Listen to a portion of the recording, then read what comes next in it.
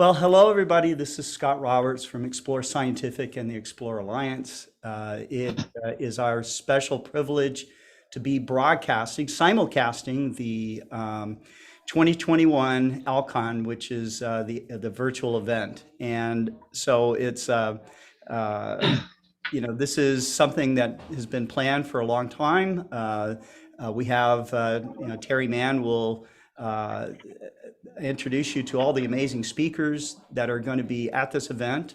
Also, if you are registered, then you can participate in the thousands of dollars of door prizes that were donated by the individual clubs of the Astronomical League themselves.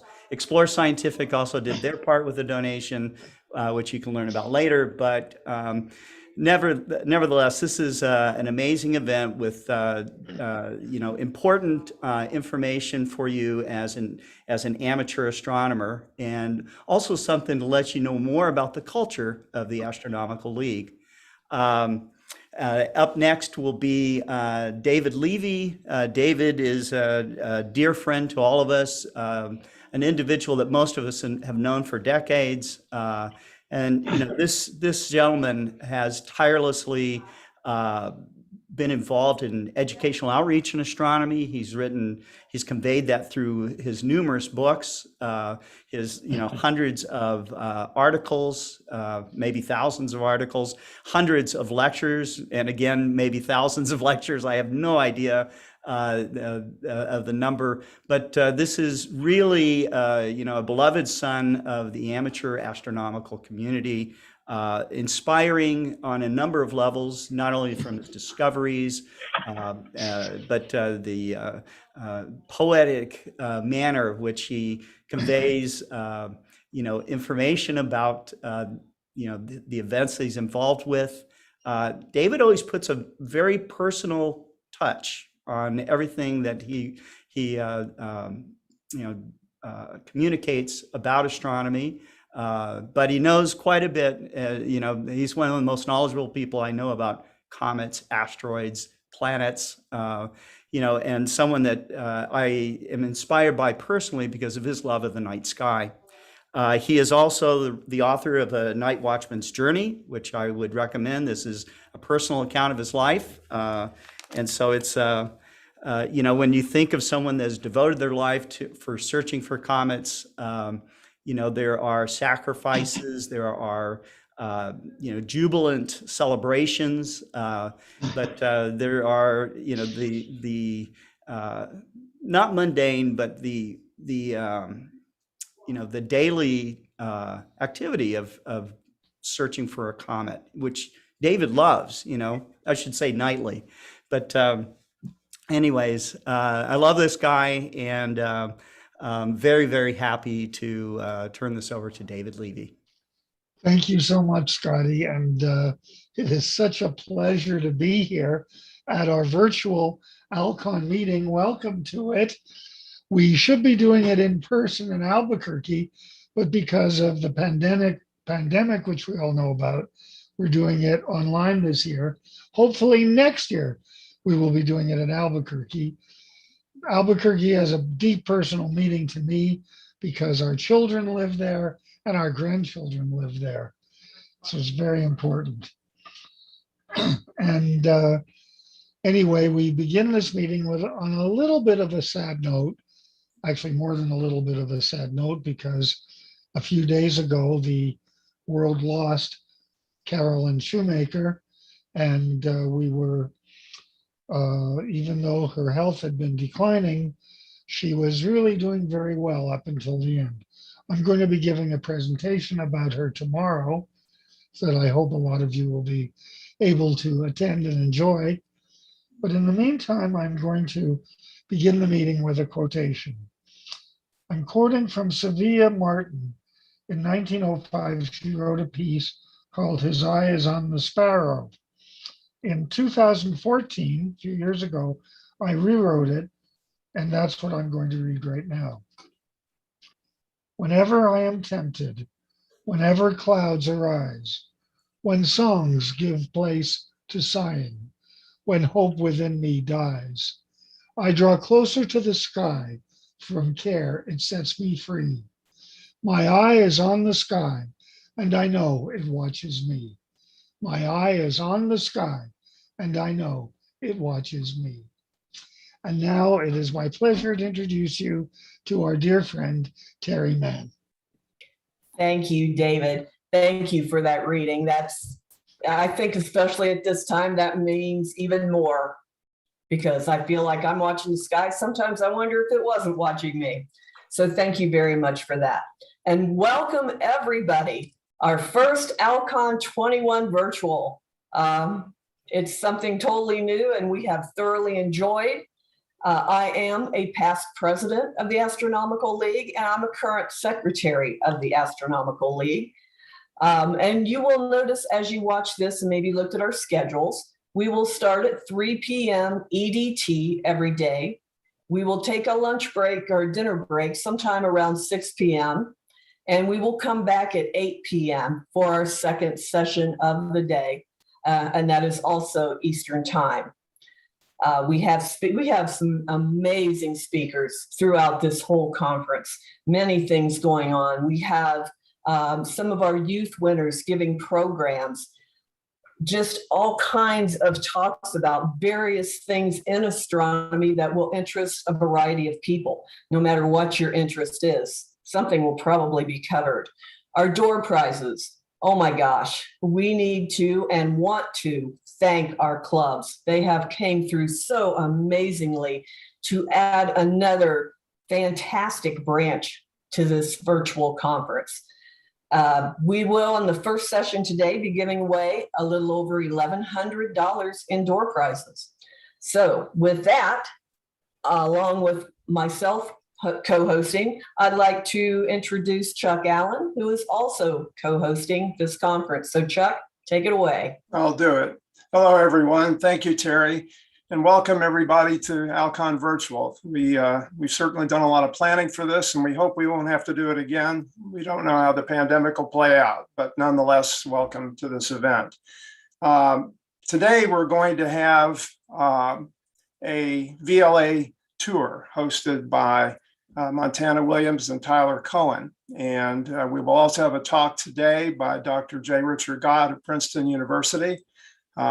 He will be speaking on the cosmic web. He was one of the first individual to propose the sponge-like structure of the universe that later became known as the cosmic web. We'll have 3 League Awards presented today, and we'll also have a presentation by our 2021 National Young Astronomer Award winner, Ryan Claremont. And as Terry mentioned, over $1,100 in prizes. We have, I think, something over $9,000 in door prizes that have been donated by our clubs, which is just fantastic, and we're deeply appreciative of them for this. And with that, I would like to introduce to you the president of the Astronomical League, Carol Orge. Thank you, Chuck. I bring greetings on behalf of 20,900 members of the Astronomical League, which is a new time high ever. In spite of the pandemic and all the related stuff, there's been a lot of people eager to get out there and get involved in astronomy, from vendors to the league and on down. Like to continue to thank other people, especially Terry and Chuck, of course, for hosting this convention, and certainly Scott Roberts and Explore Scientific, who enabled this to all happen. This was in the discussion phase for several months. We finally decided, wonder what we could do to have a convention. We can't go 2 years without a convention. And Scott said, well, why don't we throw it online? I thought, yeah, right. But anyway, we've had lots of learning curves, all of us. And what I've been involved in, I've made every mistake in the book, but here we are. Who would have thought 2 years ago that some of our clubs and so on who are on virtual meetings would go from not being able to do some more than even turn on a computer in some cases to having something like this, which we have 600 to 800 people registered for this event, and we have almost 100 speakers. That is just incredible. Another thing I'd like to talk about is the 75th anniversary of the league. This is this year. In November, we turn 75. Our league does. And I'd like to give a shout out to John Goss, who's headed up that effort this year. And while I'm talking about John, he's been very instrumental in setting up the YouTube channel and expanding our media presence within the league. So that's been extremely helpful, and we hope to expand on that in the future as well. Our trust fund, the supporting body for our league, we've increased to roughly $200,000 this year through a generosity of past members from an estate. So we're very thankful for that. And who would have thought that when we put out the call for our clubs to support us with door prizes, they would come through with what, $8,000 or whatever it is we've got the last count. That is just incredible, the support that's there, and we really appreciate what you've done. We asked them for it, and what they said, we'd love to help out, and we'd really appreciate all that. Let's see. I'd like to also thank Peggy Walker for assisting with all the historical research that she did for the 75th anniversary. She's very helpful. She also does the calendar and ALCon Junior, which we will showcase in Albuquerque in 2022. And I think I have just about covered my time, so we want to stay on target. So I'll turn it back to Chuck. Okay, thank you, Carol. Terry, I believe Yes. you will be Yeah, we're introducing running our. just a little early. We Okay. can go ahead since Tyler and Hannah are both here. Are you two ready to discuss the VLA tour? Yes, we are. Okay, first off, there we go. There's Tyler, and Hannah is here too. Could you tell us both a little bit, or tell us a little bit about you both? Tyler, do you want to go first or should I? I can go first. Yeah, hi everyone. My name is Tyler Cohen. I am a PhD student here in Socorro, New Mexico, at the National Radio Astronomy Observatory, and I also work as a part-time tour guide. Take it away, Hannah. Thanks, Tyler. I'm Hannah Brower. I work at the VLA, or the Very Large Array, as one of the operators on duty. So I work there 4 days out of the week, 10-hour days, operating the array for various purposes for science and such. And I've been doing that for almost 3 years now. That sounds so exciting. I think many of us have been there, and we are really looking forward to coming back next year to see all of this in person. And seeing behind the scenes is something really incredible. I mean, the movies that have been shot there, I remember the last time I was there, naturally, from the movie Contact, I had to have my picture taken busting through those doors. So there is so much there to see, from that end, but the science there, it is such an incredible place just to be there. I mean, just the atmosphere. So with that, how about if I let you two go ahead and start, and we look forward to your talk. Thanks very much. I'm just going to start sharing my screen.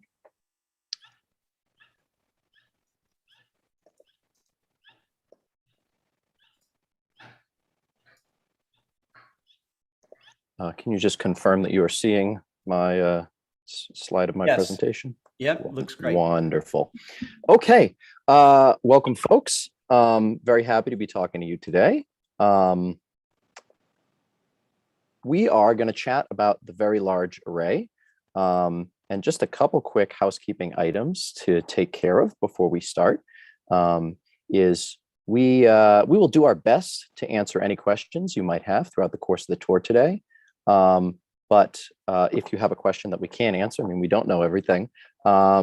We do have Jeff Mangum, who knows almost everything.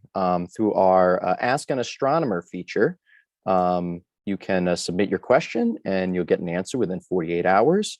We will drop that link in the chat afterwards. So y'all can do that if you have a question that we're not able to answer. I guess we've sort of introduced ourselves already. Montana's not on yet, but she will be in a moment. Yeah, Yeah, that's me, Tyler. Hi. As I mentioned, I'm a graduate student here. I worked briefly at the Arecibo Observatory before I came here to New Mexico, and also at the Gemini Observatory in Hawaii. I got my start in astronomy, participating in amateur astronomy clubs in Westchester County, New York, where I grew up.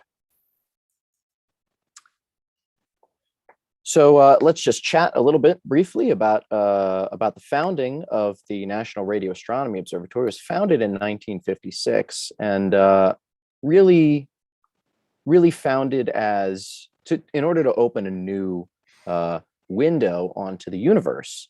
Here at the VLA, astronomers are really interested in radio frequency light from space. So throughout our presentation, you're going to hear the word frequency a lot. And that's the word that we use to refer to the energy that light has. High frequency means high energy. Ultraviolet light, the kind that comes from the sun and can give you skin cancer, that's high frequency. It's high energy. Radio frequency light, the kind that we look at here at the VLA, is low frequency. It's low energy. In fact, it's so low energy that if you were to add up the energy of all of the radio light collected by the VLA since it began taking data in 1980, it would amount to less than the energy of a snowflake hitting the ground. Incredible. For thousands of years, humans only had access to sort of this narrow range of the full spectrum of energies that light can have. We could only look at visible light, Roy G. Biv, red, orange, yellow, green, blue, indigo, violet, with our puny human eyeballs. But if you were to lay out the spectrum of energies that light can have across a piano keyboard, the visible light, that Roy G. Biv, that human eyes are sensitive to, would only take up 1 octave out of 80 octaves on the piano keyboard. That was how much we were missing before we expanded our window onto the universe. So it wasn't really until the early 20th century that the first radio astronomers began to understand this huge window previously beyond our vision. So the National Radio Astronomy Observatory, or NRAO, was established in 1956 to open our eyes to the lowest frequencies, the lowest energies of light that we couldn't see without radio telescopes. And the NRAO consists of 3 radio observatories. Obviously, one of them is our beloved VLA, shown here on the plains of San Agustin. Our Southern Hemisphere sister observatory is called the Atacama Large Millimeter Array, or ALMA. It's made up of 66 radio dishes, and it's located in the high desert of Chile. Now, ALMA picks up where the VLA leaves off, both in its coverage of the southern sky and in its frequency coverage. So while the VLA can observe light with frequencies of 1 gigahertz to 50 gigahertz, ALMA can observe radio light from 85 gigahertz to almost 1,000 gigahertz. So higher frequency and southern hemisphere sky coverage. The third observatory that comprises the NRAO is the Very Long Baseline Array, or VLBA, 10 VLA-sized dishes that span North America from Hawaii to St. Croix in the Virgin Islands. But you're here to learn about the VLA, so let's talk about the VLA. Why are we here? Why are we seemingly in the middle of nowhere on the New Mexico desert plains? Why build one of the world's premier telescopes in the middle of the desert? Well, the plains of San Agustin were specifically chosen as the site of the VLA for a few reasons. Well, for the first thing is the population density here is relatively low, which means fewer sources of radio frequency interference. Those are unwanted radio waves from terrestrial sources like cell towers, Bluetooth, and radar, and we're shielded by the surrounding mountains. Now, of course, we still have to contend with a cell tower in the hills above a nearby town, and there's people driving by on one of the state routes, and they have Bluetooth turned on in their cars. But there are far fewer sources of interference than if we were to build the array in the Central Valley of New Mexico, say near Albuquerque or something. Also, the plains here are relatively flat. We are, after all, situated in a prehistoric lake bed, which makes it really easy to move your radio dishes to different locations, which is exactly what we do here. And while this wasn't a consideration when the VLA was first built, it's also a relatively arid environment, and the lack of moisture in the atmosphere is great for higher frequency observations where water molecules can actually change the path that light takes on its way to our telescopes. So the VLA began construction in 1972 and was completed and began taking data in October of 1980. We just celebrated our 40th anniversary last year. And in the early 2000s, the VLA was in desperate need of an upgrade. In 2001, we received money from the National Science Foundation to upgrade the VLA to what we now call the Expanded VLA, or EVLA. The waveguides that carried the signal from the antennas to our correlating supercomputer were replaced with fiber optics, and the correlator itself was upgraded. That was completed in 2012, and the telescope was rededicated for one of the founders of radio astronomy, Carl G. Jansky. So now we call it the EVLA, or JVLA for Jansky VLA. Now astronomers at NRAO are looking forward to what's next for the VLA, and we are very excited. The next generation VLA, or NGVLA, is a proposed instrument for which we've received research and development funding from the National Science Foundation that has the potential to revolutionize the field of radio astronomy. We've actually also recently received funding to build a prototype antenna. And we're going to build several antennas before we build the full array out here for testing and development, and to make sure, we have the design right before we prepare to build the full array. But when we do build the full array, this instrument would be comprised of over 200 stationary 18-meter dishes spread across the state of New Mexico and potentially into Arizona, Texas, and Mexico. It would almost double our frequency. Let me just show you that map. There we go. So on the top panel here is sort of the full zoomed out version of the NG VLA, next generation VLA. You can see that there would be antennas in Mexico, potentially Arizona and Texas as well. The bottom left panel is slightly more zoomed in. That's sort of the spiral feature in the array. And on the bottom right panel, that is what would be the core of the array. So from top to bottom left to bottom right is progressively zooming in on what the array would look like. So comprised of over 200 stationary 18-meter dishes, and it would almost double our frequency coverage and offer greater sensitivity to faint astronomical sources than any other radio telescope on the planet. So suffice to say, we're very excited. And we will find out if the project will be fully funded, I think in September of this year. Now, if it is funded, construction would begin in 2025 and completed in 2034. And we would have some early science with a preliminary version of the array in the late 2020s. We do have a feature on our website called the VLA Explorer, where you can watch videos and see some different features of the observatory. And we encourage you to visit this link. We will also drop that in the chat afterwards. And check out some of our videos hosted by some of our astronomers and give you a little bit of a closer look at the VLA. Okay, so the VLA is made up of 28 radio dishes. They're 25 meters across and weigh over 200 tons each. Now, these dishes are laid out in a Y configuration at discrete locations along over 80 miles of railroad track, which allow us to move the dishes to different locations. There are 4 main configurations the dishes can be placed into. I'm just going to jump ahead here. The D configuration, we say the dishes are darn close together. D, darn close together. In this configuration, the furthest dish is only about a mile from the center of the array. Then the next widest configuration is C, then B, then A. And in the widest configuration, A, we say the dishes are a long way away. And in the A configuration, the east and west arms are about 13 miles long, and the north arm is about 11 miles long. So why are they different sizes? Well, there's a ravine at the top of the north arm that was too difficult to build over, so we just kind of cut off the north arm of the array now. Hannah, you can correct me if I'm wrong, but I think we're in the C configuration right now. Is that correct? Yeah, we are at the end of the C array configuration. Excellent. Here is a view of those configurations, sort of showing concentric circles getting wider from the D, darn close together, to B, C, A, long way away.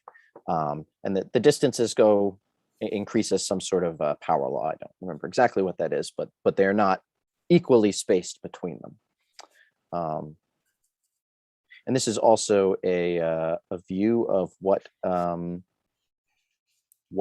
view of the array of a particular radio galaxy would look like in the different configurations. Now, for the next 5 years or so, we have a special 5th configuration, which is a hybrid of the B and A configurations, and which we will move into if we're in C now, we must have just finished this. But in this configuration, the east and west arms are in the B configuration, while the north arm is in the A configuration, which gives us increased sensitivity toward the galactic plane on the southern horizon for a special project called the VLA Sky Survey, or VLAS. This is a project to map the entire radio sky visible to the VLA at frequencies from 2 to 3 gigahertz in order to provide the astronomy community with a catalog of radio sources and establish a baseline for time evolution studies of the sky across the light spectrum. And if you visit the VLAS website, you can see the link there, you can actually view the regions of the sky that we have mapped so far. All the quick look images for this survey are being publicly available as they're processed, so you can go and check them out yourself. Part of this project is going to involve citizen science, although we're not totally sure what that's going to look like yet. There may be some opportunities for the public to do some data analysis of the images we take with the VLA Sky Survey. Now, before we added in this hybrid configuration, we would normally change between configurations. Let's jump back here. Real quick, Tyler. Yes. We're actually moving to the B now, next. That's coming up next month. So this Right, is actually coming up next. Yeah, let's Then go B, then B North A. to B to A. Yeah. Right. Okay, great, thank you. Mhm. So before we added this hybrid configuration, we would normally change between configurations every 4 months so that each configuration would fall on a different part of the year every year, giving VLA users access to the greatest variety of targets. Now, depending on the weather conditions and the current configuration, changing between configurations can take anywhere from a few days to a few weeks. Now, in order to change between configurations, we have these 2 big red diesel engines, which have hydraulics to lift up the antennas, and they move at a blistering 2 miles per hour to carry them to their new location. They have to move slowly because the antenna are actually not bolted down during the move, and the dishes can act as sails if wind speeds get too high, and we don't want to find our $1 million antennas tumbling across New Mexico Route 60. So during the change in configuration, we are still observing. We have a rule, which we call the 3 antenna rule. We can have as many as 3 antennae not doing science and still get the quality of data necessary to satisfy our astronomers. Now, the reason we change configurations is because it allows us to change our sensitivity to scale. Now, it may seem counterintuitive, but in the D configuration, we have the lowest resolution and are sensitive to the most diffuse structures like the woofly lobes of a jet from an active galaxy, shown here in the bottom right-hand corner. But in the A configuration, we have the highest resolution and are sensitive to the supermassive black hole at the center of such a galaxy and the finer structure in these jets. And so by combining the images that we take from the different configurations, we get the full picture. So here at the VLA and at ALMA and at the VLBA, we're using a combination of smaller discrete dishes to synthesize a telescope bigger than one we could physically engineer. We call this an interferometer, and we call the process of combining the views from those different antennas, we call that aperture synthesis. The way that we do that is by combining the data from the individual antennae using our correlating supercomputer. It's a supercomputer in the sense that it can do one thing very, very quickly, and that's multiplication. Can't play Fortnite, but it can do 1 trillion multiplications per second. And the way that it does this is by multiplying the signal from antenna 1 by the signal from antenna 2, and the signal from antenna 1 by the signal from antenna 3, by 4, 5, 6, all the way up to 27, and the signal from antenna 2 by the signal from antenna 3, 4, 5, 6, all the way up to 27, et cetera, until we have 351 different pairs of antennas that we call baselines. And these baselines allow us to reconstruct an image of the sky as if we had a single 20-mile diameter telescope. Now, of course, we couldn't actually physically build a single 20-mile diameter telescope. It'd probably collapse under its own weight. But we can do this interferometry by combining the signals from discrete telescopes. Shown here is a picture of our correlating supercomputer and some of our Canadian colleagues who built it.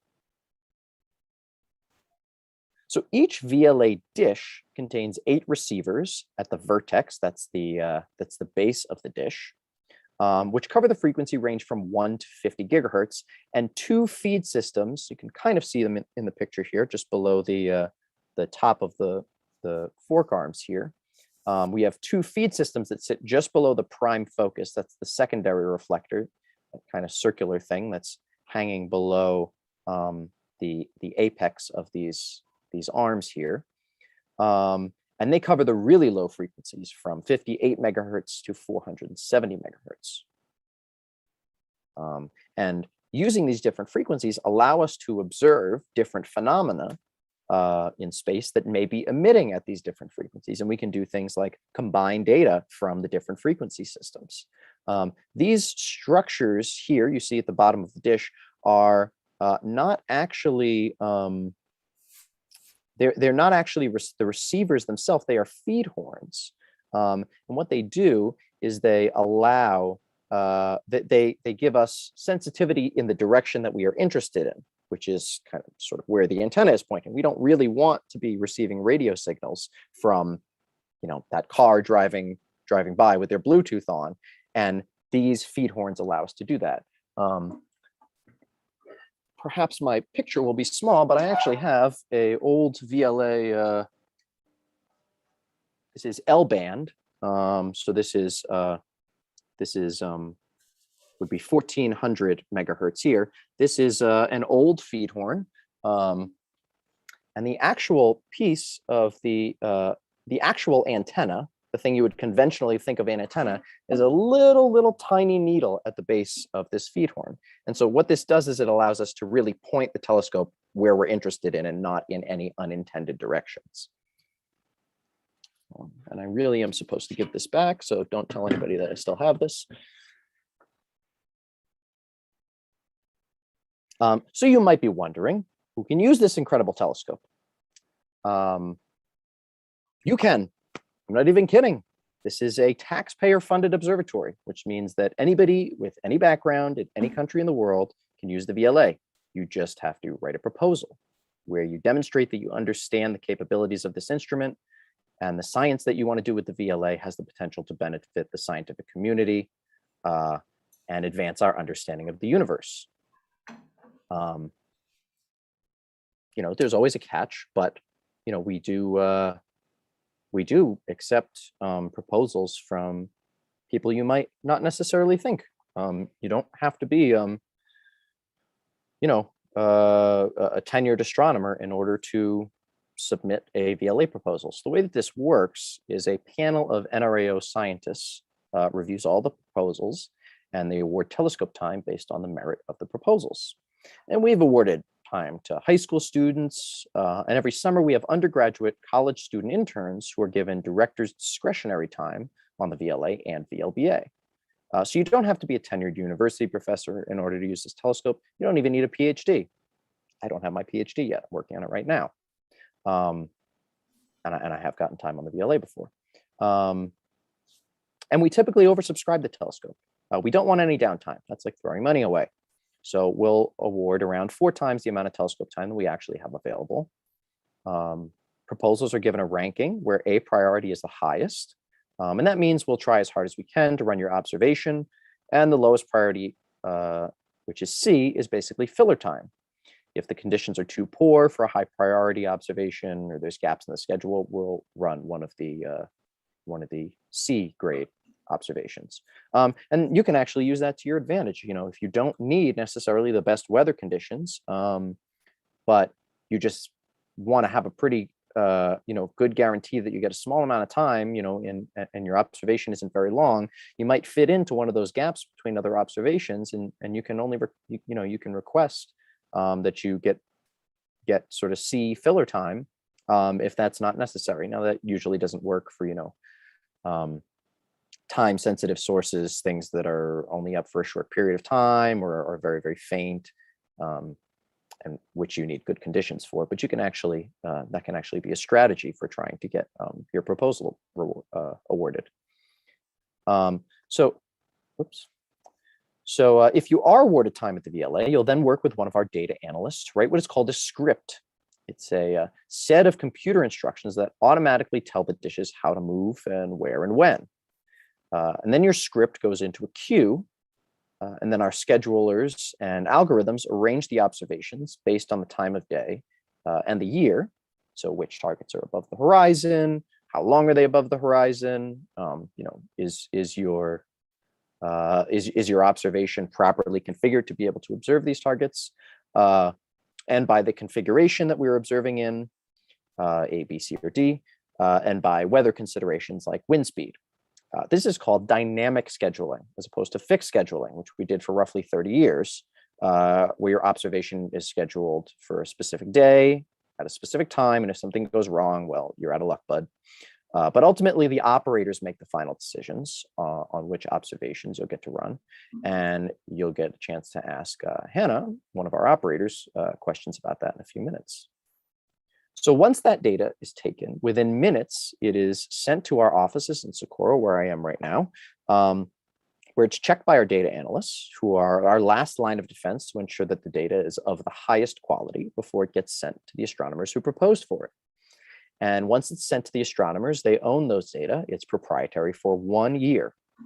And those astronomers can do their analysis and write their journal papers or their PhD thesis without anyone else seeing that data. But after 1 year, that data goes into a public archive, and it's fair game for anyone who wants to use it. So all of the data ever collected by the VLA that's older than 1 year is publicly available on our website. So even if you weren't awarded time on the VLA, you can still look in our archives and see if someone in the past observed what you're interested in and maybe missed something. And that's one of the great benefits of public science. And that's one of the really, really powerful things about the VLA, that it really is a community instrument. And it is available to the world to do science. So we're actually going to hold off on the questions until I introduce Hannah. Hannah, you have your video on?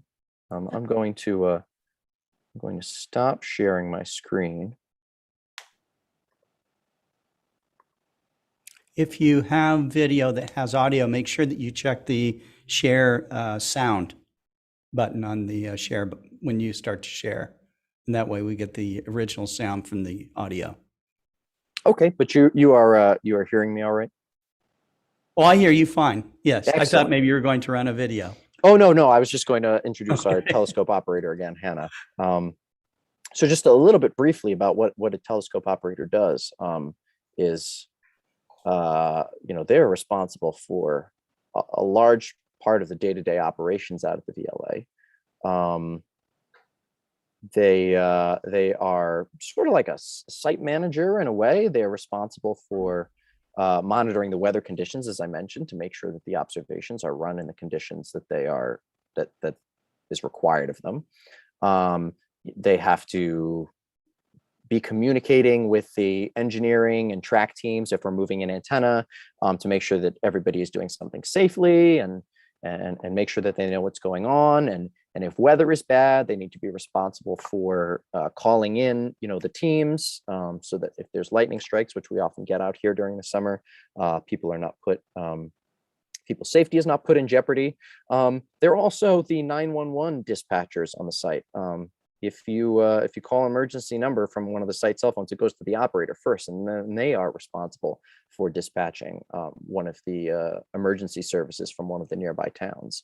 Also if somebody sees a rattlesnake out here, and obviously monitoring the health of the array and the quality of the observations that are being taken. So they have a tremendous amount of responsibility, and that has become sort of even more evident during the past 16 or 17 months during the pandemic.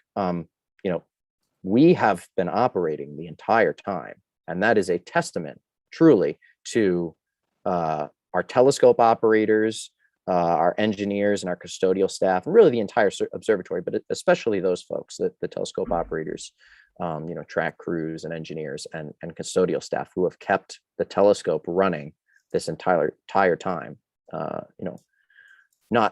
Not through any fault of their own, but many observatories around the world have shut down, and we have managed to continue operating because of the hard work of these very dedicated folks. And so we have operators work on 8-hour shifts, but they also have to drive to and from the site from Socorro. It's about an hour drive. During normal times, they're responsible for also, picking up people along the way and driving the observatory shuttle out to the site.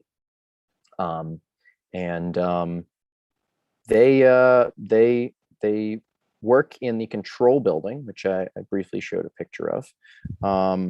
But before I go into any more detail, let's talk to Hannah, and we can take some audience questions. And Hannah, if you have anything to say about how work has been going, or any aspects of the job that I missed. No, you pretty much covered most of it, Tyler. Thank you for the compliments, and quick shout out to our guards and custodians. They have been working just as hard, and sometimes 13 days out of the week sometimes, to cover this pandemic. So they're truly heroes for that. But it's been fun for sure. A lot less people, and now it's finally picking up where we're seeing like a normal amount of staffing for once, which has been quite refreshing, I'll say. Well, yeah. Excellent. Scott, are you monitoring the chat for questions? Yes, Are there any questions? I don't have any specific questions just as of yet. There are people that are, amazed at the VLA. There was a question of where people can find out more information about VLA. So I'm about to put up the website right now. Excellent. Thanks Yeah. very much. Okay. Scott, I have a few questions Sure. after you're done. I'm done. Okay. Live video feed camera on our website of the VLA. I think Tyler mentioned that. Hannah, could you describe a little bit about what the weather parameters are for the use of the telescopes? Sure. Yes. That is something that we toggle with our dynamic scheduling. What will happen is usually clouds don't impede on weather very much, nor does lightning or rain, which is quite rare for telescope observing, because if you're doing optical astronomy, that automatically, nope. But what we got is we can observe in any frequency that's below KU, which is great. So those are our lower frequencies, the bigger feed horns that you saw. L band especially is anytime you want, basically, in the weather. And the one constraint that we do have to mostly worry about is high winds. High winds can definitely impede and actually damage the antennas. So what we have is a constraint of 40 miles per hour for that, and that's, I believe, 18 meters per second. And that is when we stow the array, for sure. And how do you stow it? I just type in the command, and I mean, what's actually done to the antennas to protect them? the bird bath position, as it's commonly Oh, called. okay. What we will do is we'll just arrange the antenna so that everything is pointed straight up. And then the feed heaters are usually turned on. Those are positioned right above all the receivers, and they're little heat lamps, basically. That's all they are. And that will prevent moisture and condensation from mostly forming on top of the feed horns on the receivers. I see. So there's that. And Tyler, somebody communicated a question to me about why the spiral pattern on the future plans for additional dishes. Good question. Oh, that's an excellent question. Yeah, so we have a team of scientists and engineers who are preparing this, who are preparing the plans for this new observatory. And really the goal is to try to get as much coverage of the radio sky as we want. And actually, you know what, I will just so folks know what I'm referring to, let me go back and share. I'll go back to sharing my screen just so while I'm talking about this, you can see it.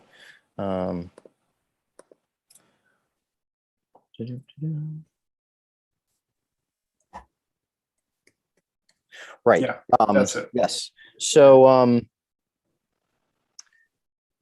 the way that I briefly discussed the way that aperture synthesis works, right? We're combining the signals from different antennas. And the configuration of dishes on the ground is directly related to the amount of the sky that we can cover during an observation by this mathematical operation called a Fourier transform. But the reason that these, sort of zoomed in pictures look different, right? The top panel is the most zoomed out, bottom left is slightly more zoomed in, and then the bottom right is the core of the array, is because our scientists who are working on this project figured out that this gives us the most efficient coverage with the placing of antennas on the sky. It may be counterintuitive, but in the bottom right-hand corner for the core of the array, it actually turns out that a semi-random configuration of antennas actually gives you the best coverage in that way. And one of the things that we are actually taking advantage of is the fact that the Earth is rotating.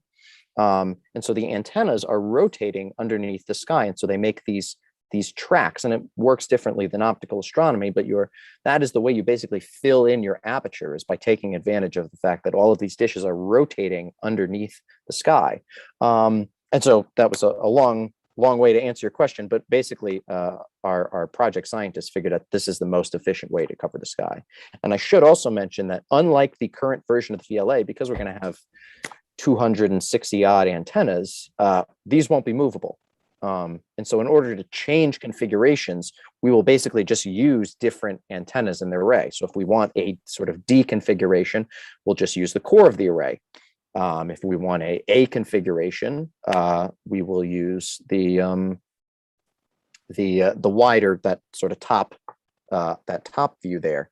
And we will also have outrigger telescopes across the US if we want like a super A configuration where we have really fine resolution.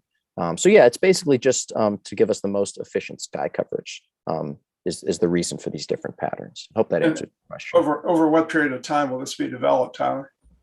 So this is so we'll find out in September from the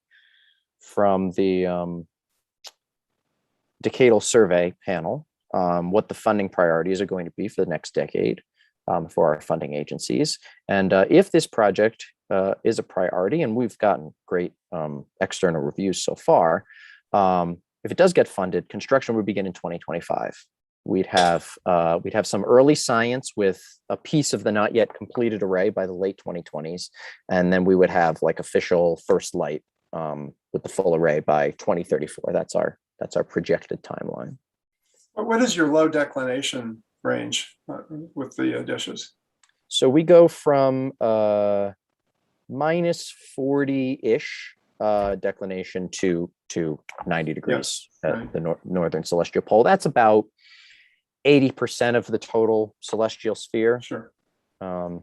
And our southern sister observatory in Alma is basically just multiply those things by negative. They go from -90 to +40. So they basically cover the sort of from the southern pole up to 40 degrees. Is your PhD thesis pursuing research being done at the dishes at the VLA? Yes, I'm doing work that's being done at the VLA, at the Green Bank Observatory, which used to be a part of the National Radio Astronomy Observatory, and before it sadly collapsed, at the Arecibo Observatory. Our project uses all three of those telescopes. Okay. And somebody texted me a message about, maybe Hannah can answer this one, about any emergencies or particularly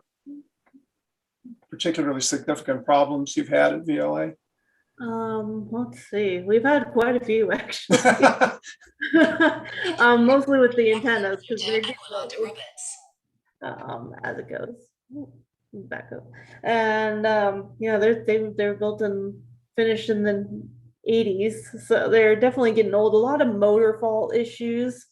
If we're not able to stow the antennas during some sort of maintenance problem, then we have to physically call someone, usually at like 2 a.m, and have them drive out there and take a screwdriver and actually screw until it's pointed up. These giant dishes with this giant screwdriver type of thing. And that's always quite interesting. One case of that happening was actually during a snowstorm in New Mexico. So that does happen. We get emergencies like that. Sometimes, yeah. You said they weren't fixed. I mean, are they not fixed during movement or just never fixed in place? They're fixed in place when we stow them, when we put them away. Okay. During an observation, they are constantly moving to where they're commanded to and tracing whatever object that is based on the Earth's rotation. So we can't physically leave them there if something just suddenly breaks. It's actually damaging to the instruments. Yeah, so it's always a little bit of an emergency case for us. No, for sure. Let's see if I'm getting any more here. Let me jump in and ask a quick question. Yeah. Maybe I missed this, but if this is built, will it be built on the same site? Will it be at a different site? Do you have any idea exactly where this new dish array would be built? It should be built at the same site. There's going to be some shift around of some of the buildings. I know there's plans to build a new visitor center possibly. So a lot of things will be rearranged, and they are going to be removing the currently working antennas. Those will not be part of the. Oh, really? Oh, Yeah. that's kind of history. Yeah, it's so sad, especially if you like me. I watched Contact when I was young, and that really inspired me. But those will be gone, unfortunately. They're getting I old. think popping over the hill and seeing it. This young person is telling us how old she's getting. So that's more reason for our attendees for ALCon 2022, which is scheduled to take a tour at the VLAR, at Definitely. the facility, to make sure you take advantage of that opportunity. Yeah, we have some fun people that come and visit, that's for sure. You never know who's going to be at the VLA. We do have some questions from the audience, and I did put in the link for the live, webcam view of the VLA, so they can find that in chat. There was something about Katie Daisy. Do we have a date yet for the next move? I'd love to watch the live cam. Oh, we do. Let me find that. I have it on my schedule. Let's see. That should start the week of September 13th. That's when we're December going to start. 13th? Oh no, September. September. September. You might have said September and I messed it up. So I don't September know. 13th. Yeah, so it'll start around then. That might like give or take a day or so because we can't move the antennas when it's windy any higher than I think 20 miles per hour because they're not bolted onto those big instruments, the transporters. So sometimes it will be a couple days after that, but that's about when we'll start moving it to the B array. Hmm. Okay. All right. And let's see. There was a question. There was a question that somebody was watching the live feed and they said, how old is that fire truck at the VLA? Oh my goodness. I have no idea. No idea. I've Probably read older than the array. quite hilarious, but I don't think it's that old. Okay. No idea. Jim Knoll is asking when the visitor center will open again. So we're not sure yet. You know, things seem to be constantly changing, and we seem to be possibly regressing a little bit in terms of you know, the situation. So we really can't say. You know, we were discussing opening in the fall, but I think we're really not sure. You know, we have to ensure the safety of our staff and of the visitors. You know, you can you know, public.nrao.edu monitor our website and see if anything changes on there. That's the best way to keep up to date with when we start, or our social media accounts at NRAO on Twitter. Sure. To see, you know, when our plans to reopen are, but we don't have a scheduled reopen date at this point. Okay. Lee Schneider, I believe this is part of the discussion of moving the dishes. When you reach the final configuration, what happens then? Do you proceed in reverse? Does it get continually larger? Actually, we go straight back to D as in dog. So goes Okay. from the big far away and then straight down back. Everyone comes home, as we like to say. It's always nice. Yeah. How long does that take? Oh, depends on the weather. On good weather. Yeah, sometimes it'll take a month, honestly. We can only move maybe one antenna a day, if that, from that configuration. It takes a while. So just to clarify, it actually goes in reverse alphabetical order: DCBB North A, that special hybrid configuration, then back down to D. Yeah. So Clear Light 58 is asking, so is it like focusing in visual? You know, we were talking about the focus of the feed. Yeah, I think so. Right, Tyler? So in many ways, it's similar. If you were to draw, you know, a ray diagram like you sometimes see for telescope designs, you know, for an optical telescope, you know, which, like, you look at a design of a Schmidt-Cassegrain or something like that, and, you know, you can see that the light beam goes, you know, twice the length of the telescope tube. Like, you can do that same sort of ray tracing for radio telescopes and figure out, you know, where the prime focus is.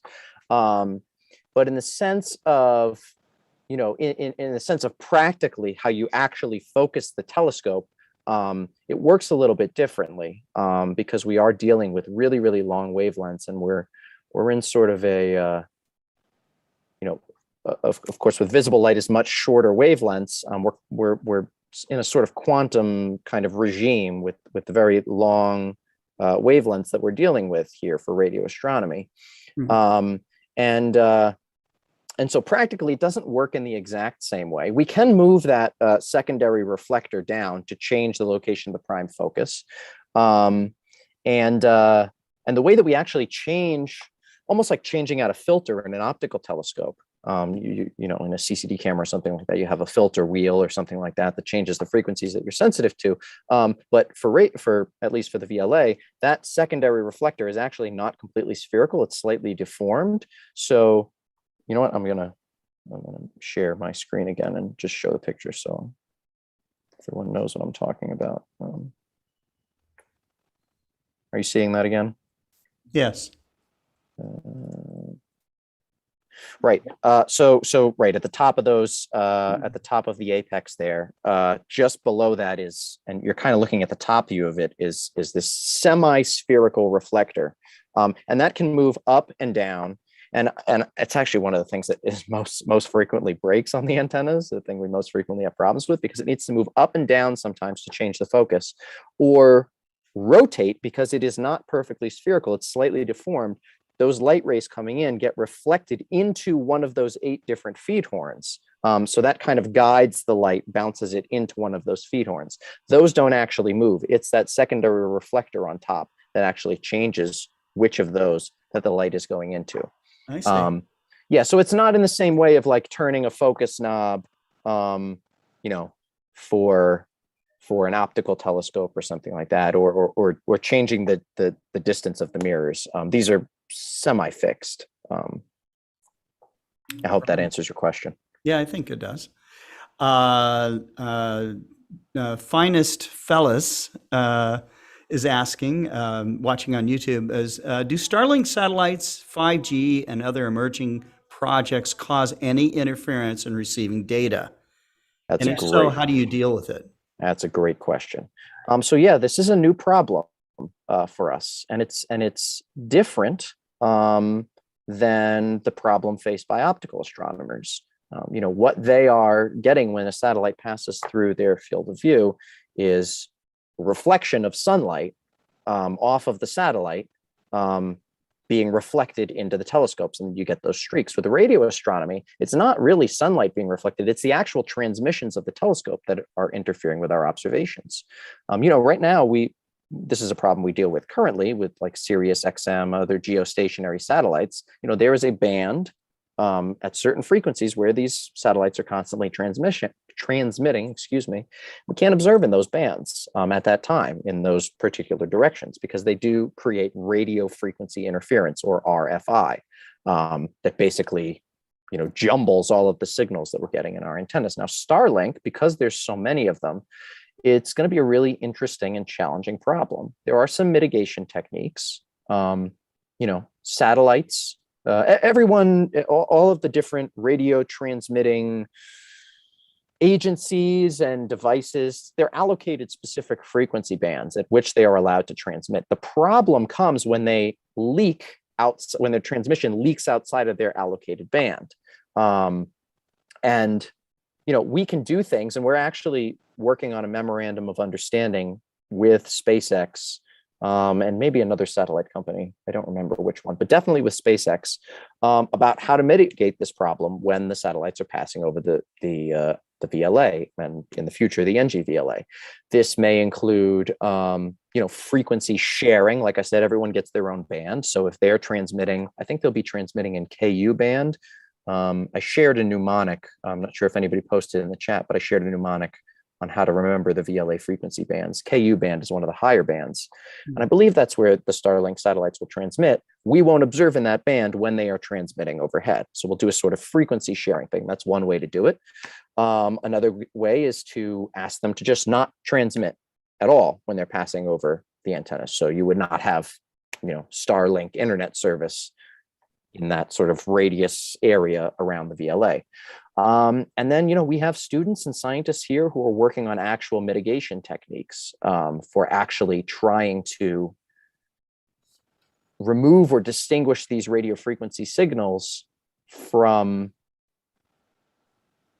the actual data that we're interested in. But the data that we're interested in, the signals that we're interested in, are many magnitudes times fainter than the transmission from these satellites. So in many cases, you just have to kind of cut that part of your data out. So some kind of combination of these agreements with the satellite companies and mitigation techniques will have to be how we solve this. But it's an ongoing problem, and it's one people are working very hard on to solve. Mm-hmm. Okay. There's a general question from Grandma Pat and Papa W watching on Facebook. They want to know what kind of science we've been able to extract from the VLA. And I think that this is probably a very broad question, but what would you say are the highlights? Why don't we each give a highlight, Hannah and I, one that we're particularly interested in. You want to go first, Hannah, or should I? Yeah, you go first. Gives I me have time to I have mine locked and loaded. So I study neutron stars, specifically pulsars. These are the dead cores of massive stars, and this is my passion. This is my main area of research and interest, and it's what my thesis will be on. And specifically, gravitational waves, ripples in the fabric of space-time that come from masses in disparate parts of the universes that are accelerating. Maybe they're orbiting around each other. And I believe it was 2017. Maybe some of you folks have heard of LIGO, the Laser Interferometric Gravitational Wave Observatory. This is a telescope that's in Washington and Louisiana. They have two of these laser telescopes. They detected a gravitational wave signal. This is not a signal in light waves, not electromagnetic light waves. This is a totally separate new way of looking onto the universe. They detected these gravitational waves from two merging neutron stars. They sent out an alert to some of the major observatories in all different frequency ranges that this had been observed, and point your telescopes in this direction and observe the afterglow in visible light from this merger of these double neutron star pair. And this is the first time that this was ever done. An observation at the time that it happened of gravitational waves, and then the radio and other observatories in other frequencies saw it as well, but we saw it in radio waves. And some of our scientists here, like Dale Frail, was working on that project. He's one of the scientists that was heading up that. And tremendous amount of information about what happens during one of these kilonovas, these massive explosions that create the other elements in the universe that don't come from sort of the regular, life cycle of a star. Comes from these merging dead cores of massive stars, these neutron stars that were orbiting each other, giving off gravitational waves, and then when they finally coalesced, giving off all sorts of other frequencies. And that was really, really exciting, because that was just a totally new thing, had never been done before, and was so informative about the way that these things work, about nucleosynthesis, about gravitational waves. Just really exciting. So that's kind of my favorite thing. Okay, I'm going to post your mnemonic here in chat. Okay, so there it is. Let's see. Hannah, what was your Hannah was going to give her Yeah, I had one. I actually learned that this was very big because sometimes we'll get emails about it, what we've observed like a month later, and it's big on the news. One was where they were observing a young star formation system, and it discovered that these star formations were spiral. They had density waves, which were phenomenal. I thought that was great. Density wave is like a galaxy. A spiral galaxy has these density waves. And if you don't know what I'm talking about, you can Google it. It's really phenomenal stuff. But that was a really big discovery that I had to share with some colleagues that I knew from my previous job working at Lowell Observatory, which is over in Flagstaff, Arizona. If you haven't gone, absolutely recommend. It's great. And I knew a colleague that actually does study young stars, and we chatted about that for quite a while. It was great. So I thought that was cool. Yeah, we did that. Absolutely. Very cool. There was you were talking about imagery that is gathered from the VLA, and there was a question where they wanted to know, is it similar, some of the processing of the image, is that similar to dithering, which is, I think, a common image processing technique for light images? Yeah, so no, not in the same way. If I understand your use of dithering correctly, that's when you sort of move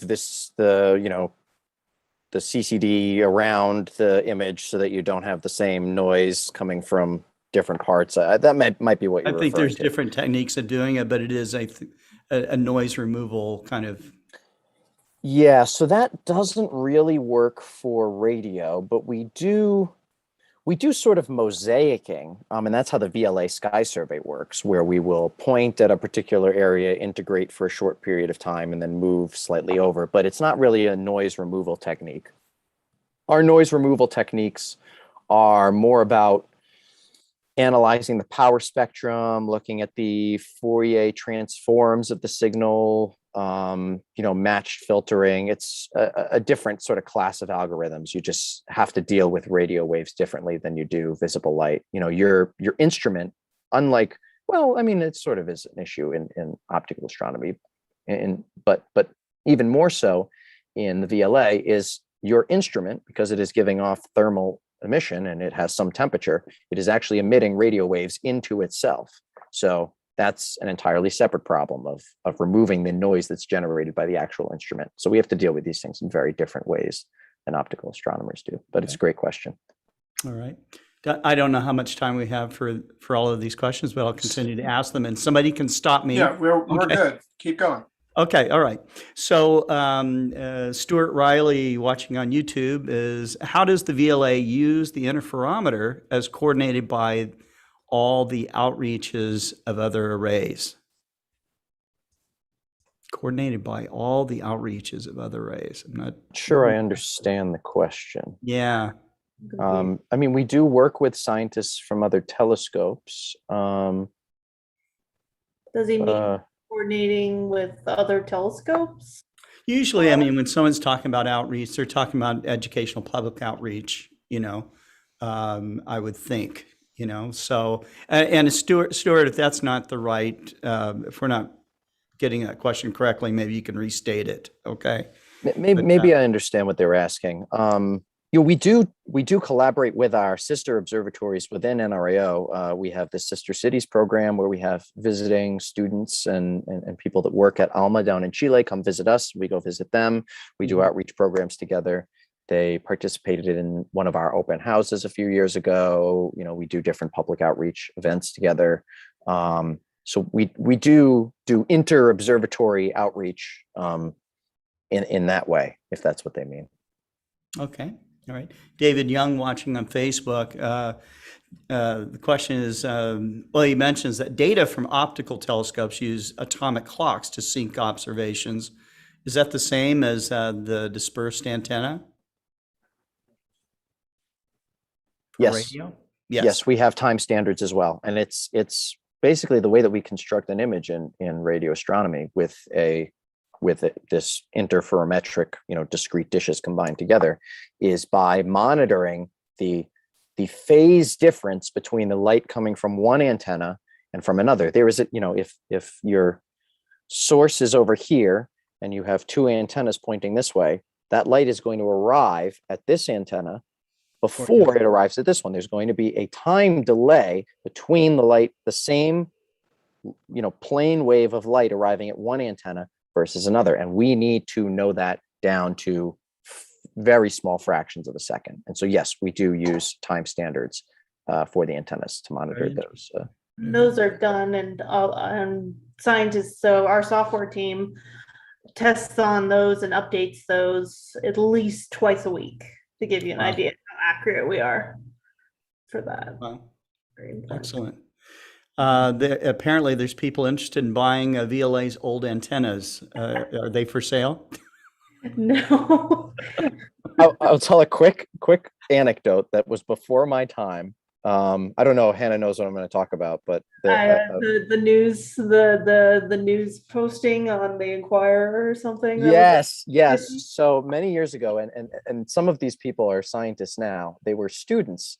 This is probably more than 20 years ago. The summer students did a prank where they actually put a posting in one of the local papers that the antennas were for sale. And there were actually emails coming in of people saying, "Oh, we want to buy it." I don't remember what it was like. I'll put up $1,000. You might be able to find a news article about it online somewhere or something like that. But some people were like, I got to borrow my cousin's truck and I can come and pick it up next week. No, they are not for sale. I'm sorry. Yeah, okay. All right. Let's see. Cindy Crotch on Facebook, watching on Facebook. Are dishes a standard size? Are there smaller and larger dishes They're a standard size. All at 20 VLA? Hmm. antennas, all the dishes are the same size. Yeah. Okay. And they're constantly checked because they're made up of all these panels that are just bolted on there. So they actually run tests on that to see how the radio waves are reflecting off of that. That's another test they do once in a while. Right. Right.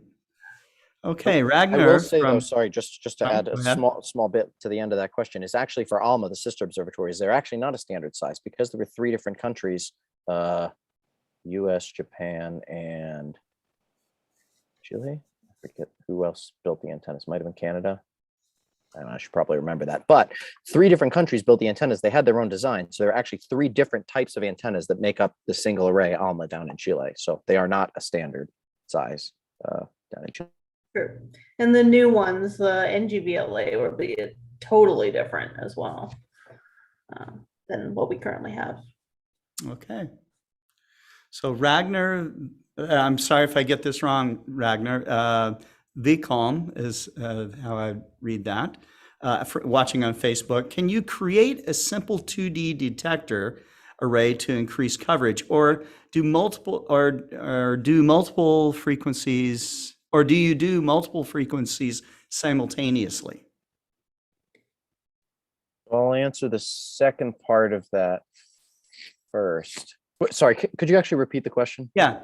Can you create a simple 2D detector array to increase coverage? Or do you do multiple frequencies simultaneously? So I'm not quite sure what they mean about a 2D detector array. I mean, the Like a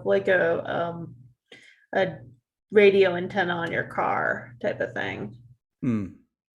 Maybe that's what I'm interpreting from this. I could be wrong. Well, I'll answer the second part first, which is about the multiple frequencies at the same time, which is typically no, but we do have the ability to break the array up into subarrays, which can do completely different observations. We got those 28 antennas. They can observe different sources at different frequencies at the same time. They do have that capability, although it's not a particularly common thing. It is possible, but typically no, we are not. And certainly within a single antenna can only observe one frequency at once. I just don't know how to interpret that 2D array part. I'm not sure. Okay. Probably what they're meaning is like maybe some sort of 2-dimensional radio thing. I have no idea, but probably not because you do need like the dish in order to bounce off all the various whatever the source is to narrow it down to the receiver. I'm assuming. Right. Okay. Carrie Todd from Facebook is asking, does the moon affect observations at the VLA? Scott, let me interrupt. We're gonna have to make that the last question. Okay. I'd say no. It Yeah, but it depends. I mean, the moon does give off radio light. We have observed the moon with the VLA before. It's not a particularly bright object. So, you know, some of the brighter VLA, the brighter radio sources that interfere with the observations. Again, it depends on what frequency you're observing in. But they're not necessarily the standard sort of bright sources that you have to worry about in optical astronomy, like the sun. I mean, the sun does give off radio waves and it can be a bright radio source. So, you know, that And we is have observed the sun before too. right. So Right. But, you know, also the center of the galaxy is very, very bright in radio waves. Whereas, you know, if you look up in the sky, you're not, you know, blinded by the center of the galaxy right now. So the moon is not a particularly bright object. It does give off radio waves and we have observed it before, but I wouldn't say that it is a real problem for us. Mm-hmm. Okay. We do have a worldwide audience watching right now, and we thank all of our audience for all the interesting questions. I'm going to turn this back over to Terry because we got more programming here, more lecturers. Thank you so much, Scott. And thank you, Tyler and Hannah. That is amazing. It is so great to hear all of the questions, things I never even thought of. Really appreciate your time and your knowledge. I think it really piques everybody's interest to definitely come there whenever they can or join us at ALCon next year to be there, hopefully in person, because it is an incredible place and it sounds like it's growing. And I can't wait to see what you do next, very honestly. So thank you both so much. Thank you for having us. And thanks to the audience for all your great questions. And yes, please do come visit us in person when we are open. We're looking Thank you forward to both. seeing you. Thank you, Tyler. Chuck, if you're there. I'm here. Okay, I will turn this over to you. Okay, thank you, Terry. I'm told I didn't introduce myself earlier. I'm vice president of the league, and like Chuck, Terry, do you know we can't see you? Sorry to interrupt. I I'm can't sorry. see you. Very good. There we go. Oops, hang on. How's Okay, now? there you Okay, are. sorry Okay, about thank that. you. I apologize. I didn't introduce myself earlier. I'm vice president of the league, and like Terry, a past president of the league.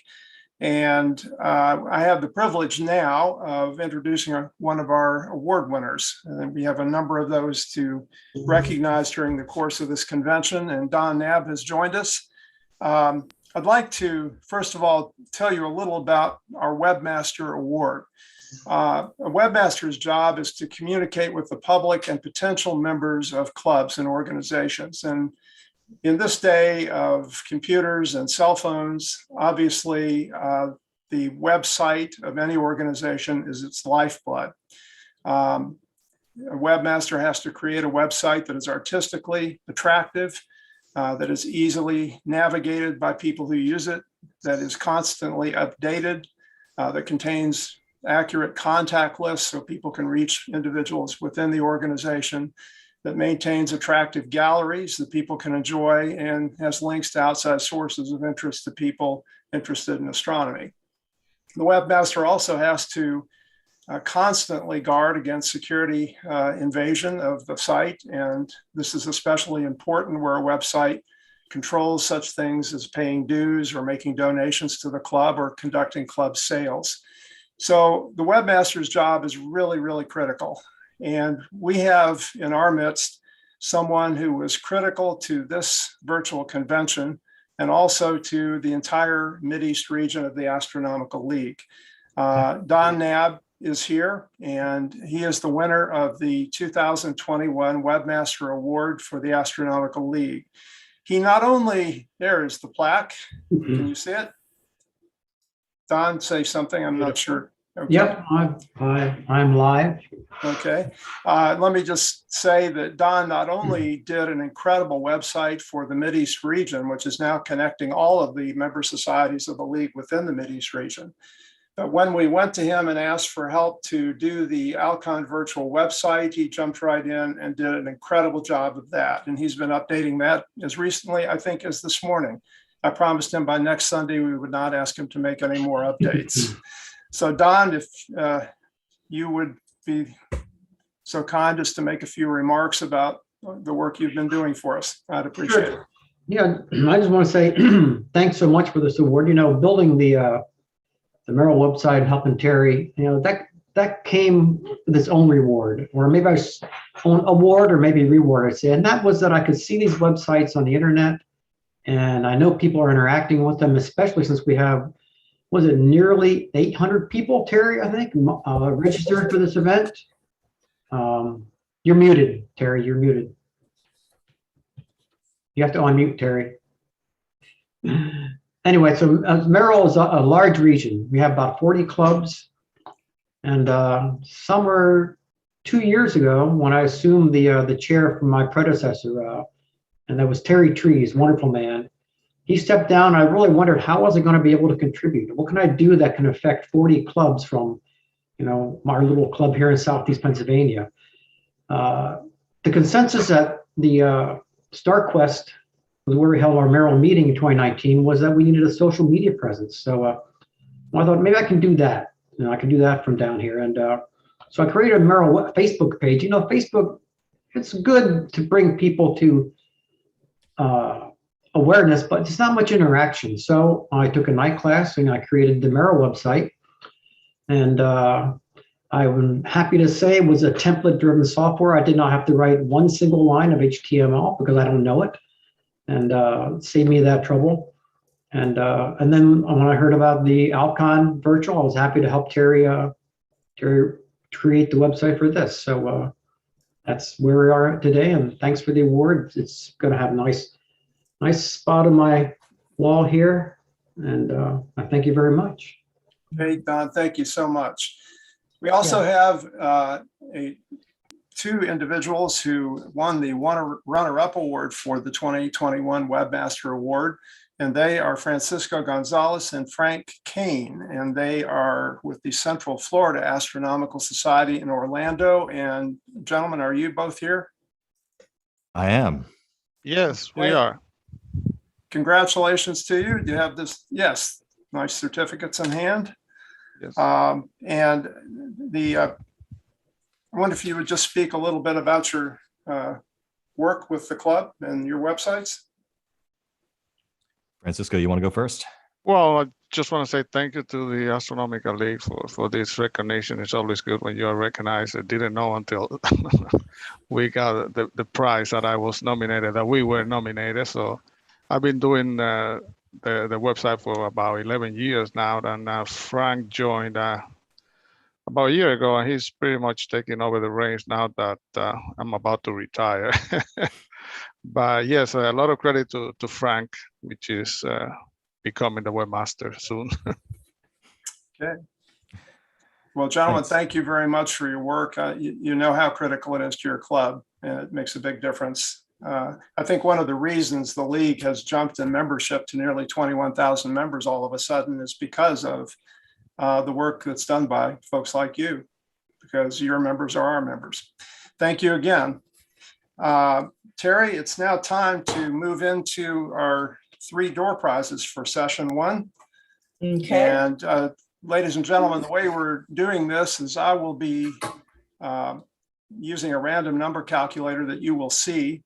Everybody who registered by noon today is on a list that only Terry has, and it's a numerical list. And so what I'm going to do is do a random number draw for the prize, and then let the individuals for each of these clubs talk a little bit about their clubs for a couple of minutes. So we're going to start with the Shoreline Amateur Astronomical Association. Frank Roldan, are you here? I can't hear you, Frank. Can you hear me now? I can. Yes, sir. Okay. I think we have an Opt $100 gift card. And before you talk about anything, let me go ahead and draw the number, okay? Because Terry needs some time to look up the winner. And I'll be right back with you. So let's see here.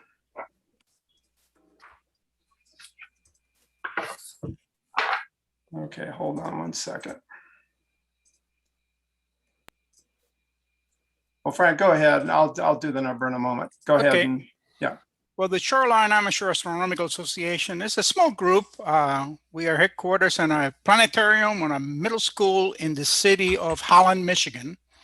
Holland is right on the eastern shore of Lake Michigan. This whole area is referred to as West Michigan. Makes sense.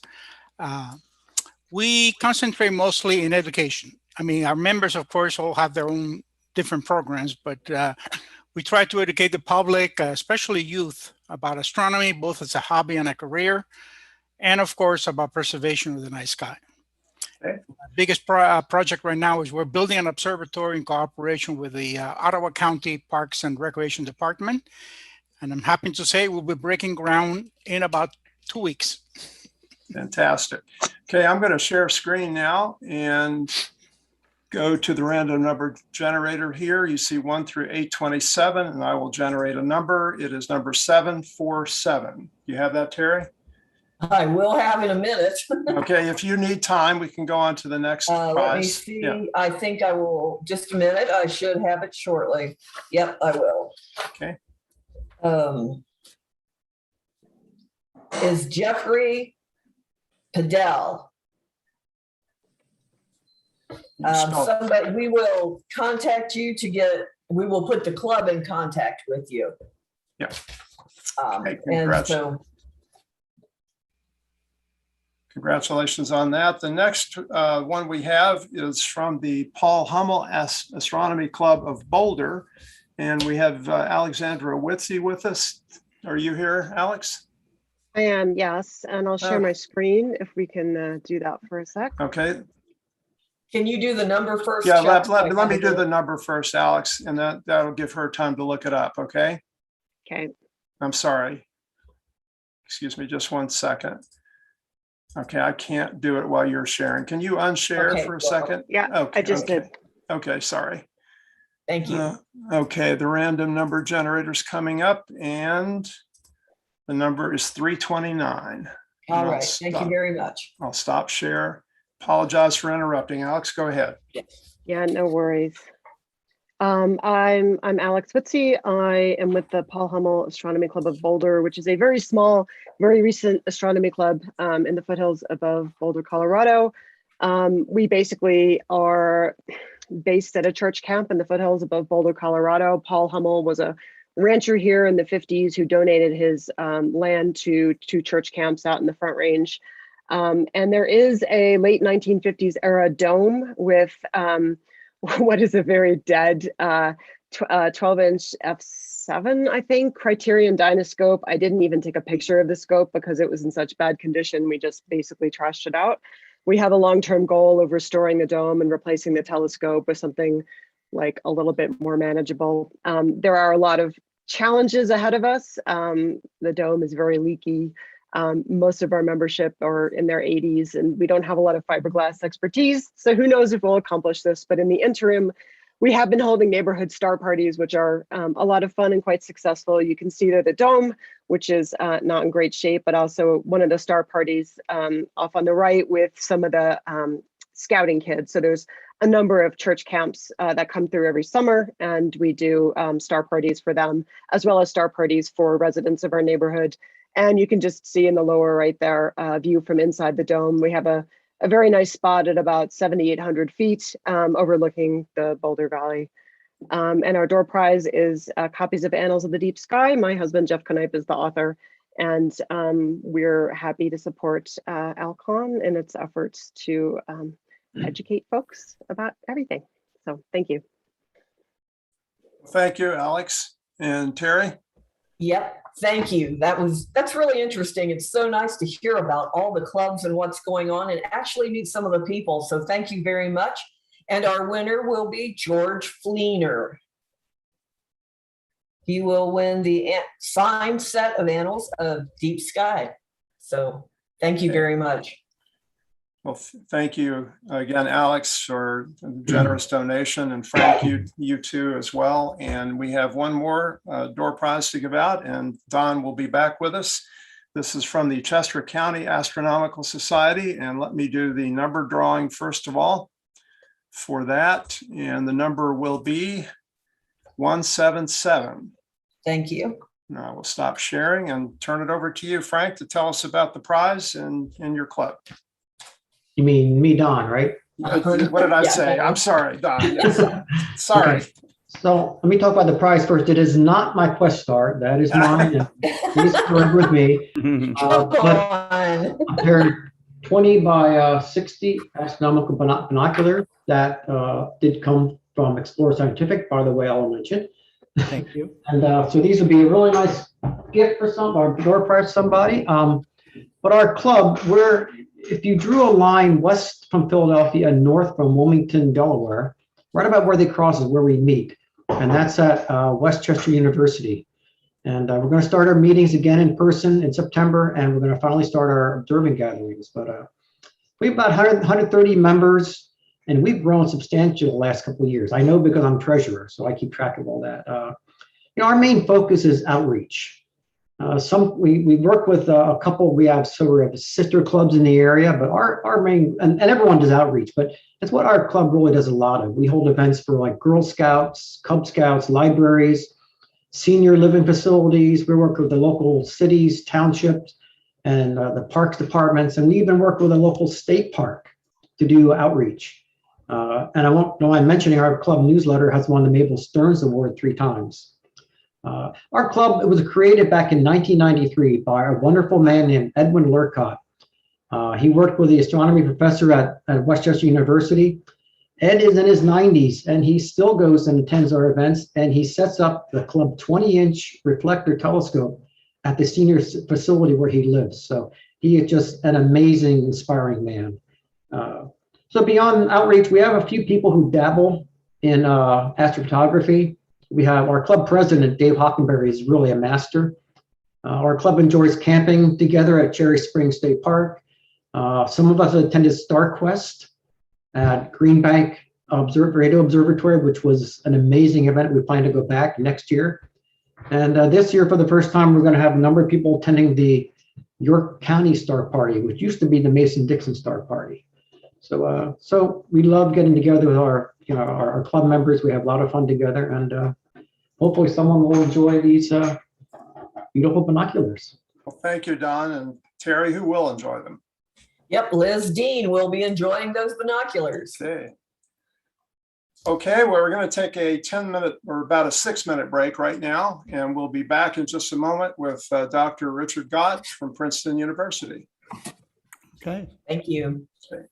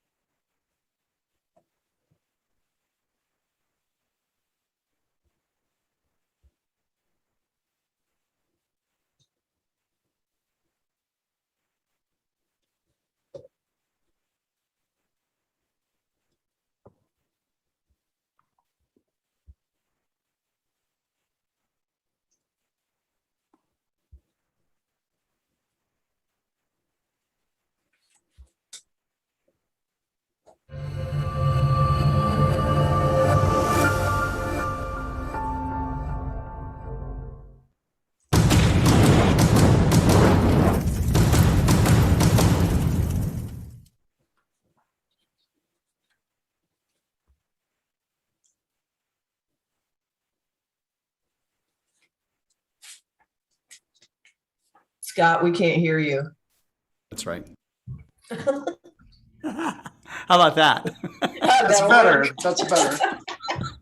I was.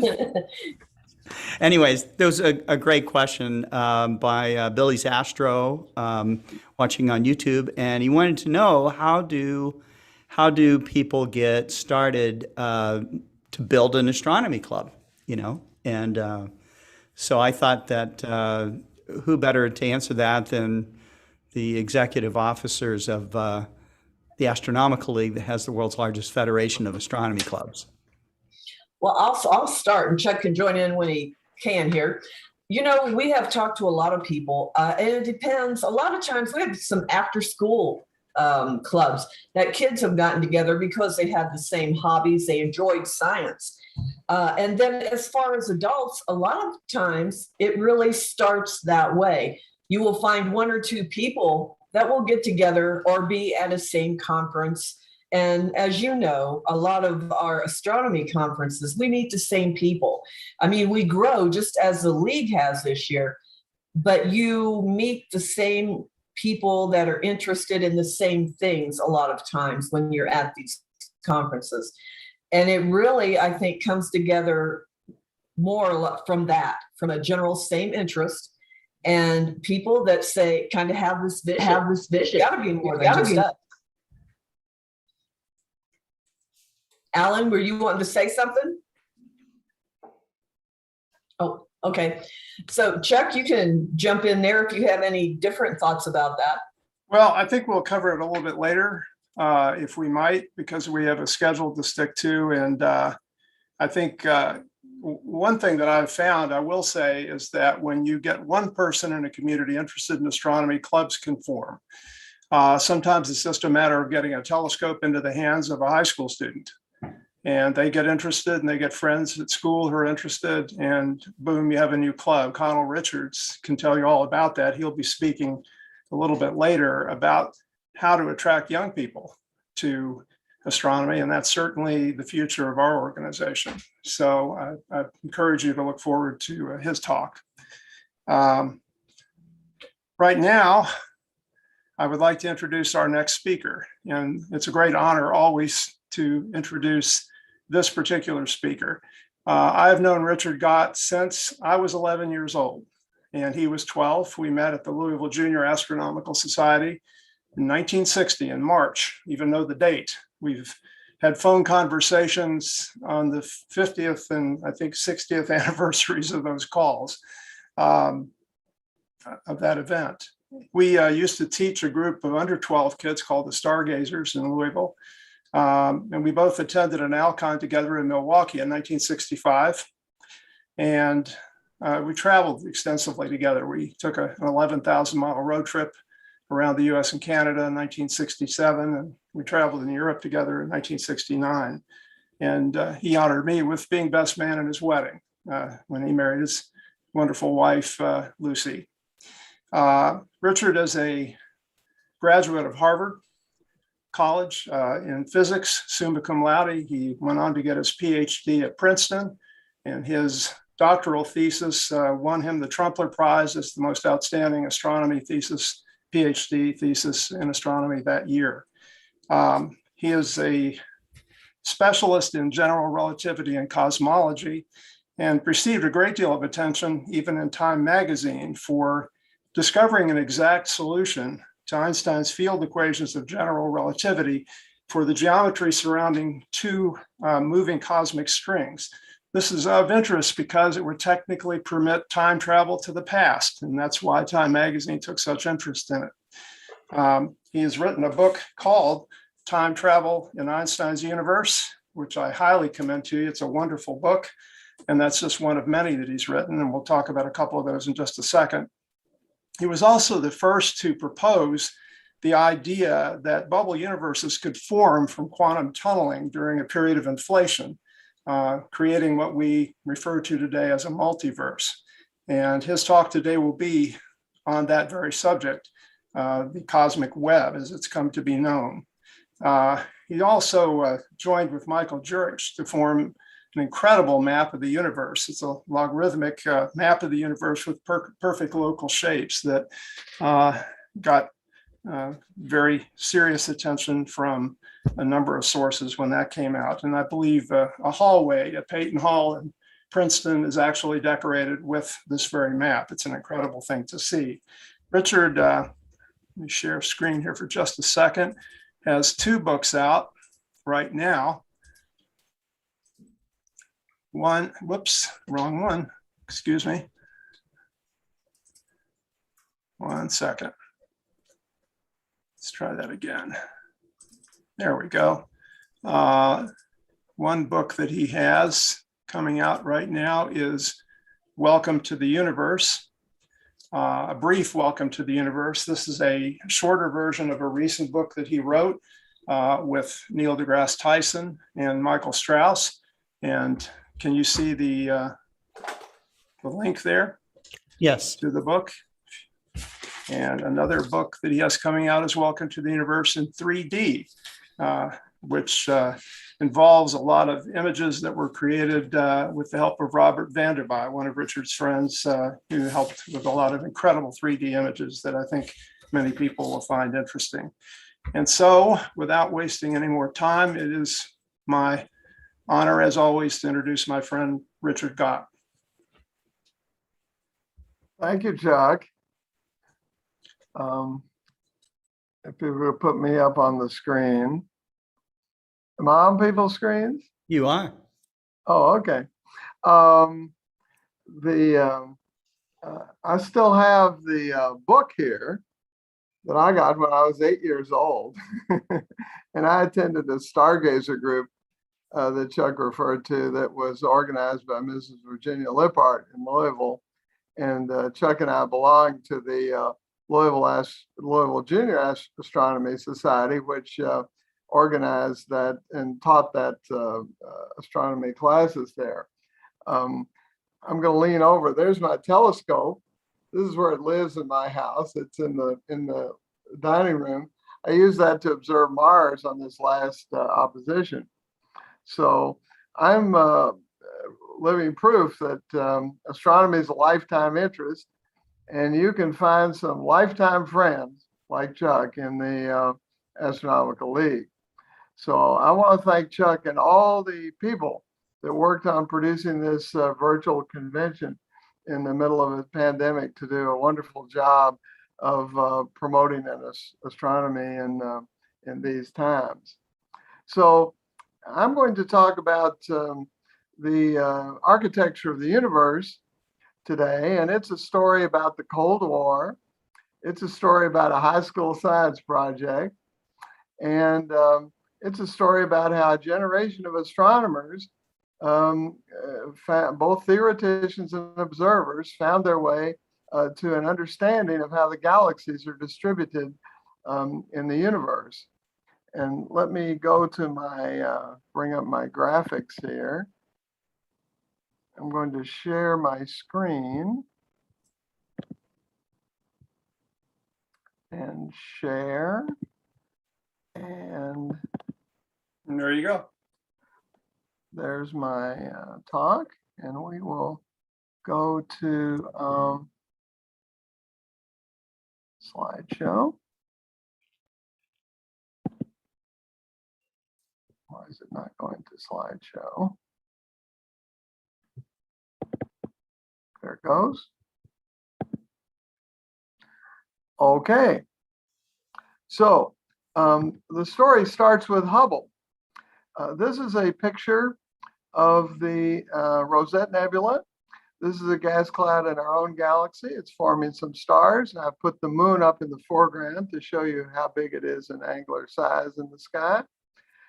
This is about 5,000 light years away. This is the Andromeda Nebula, another nebula.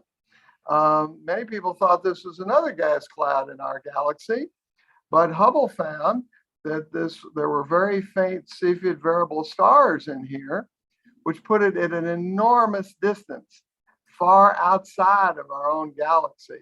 In fact, this is 2.5 million light years away.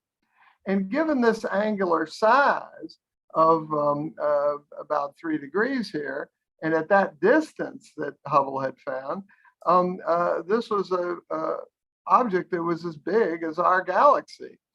And so Hubble introduced us to the universe of other galaxies. Now, this is a picture from the Hubble Deep Field.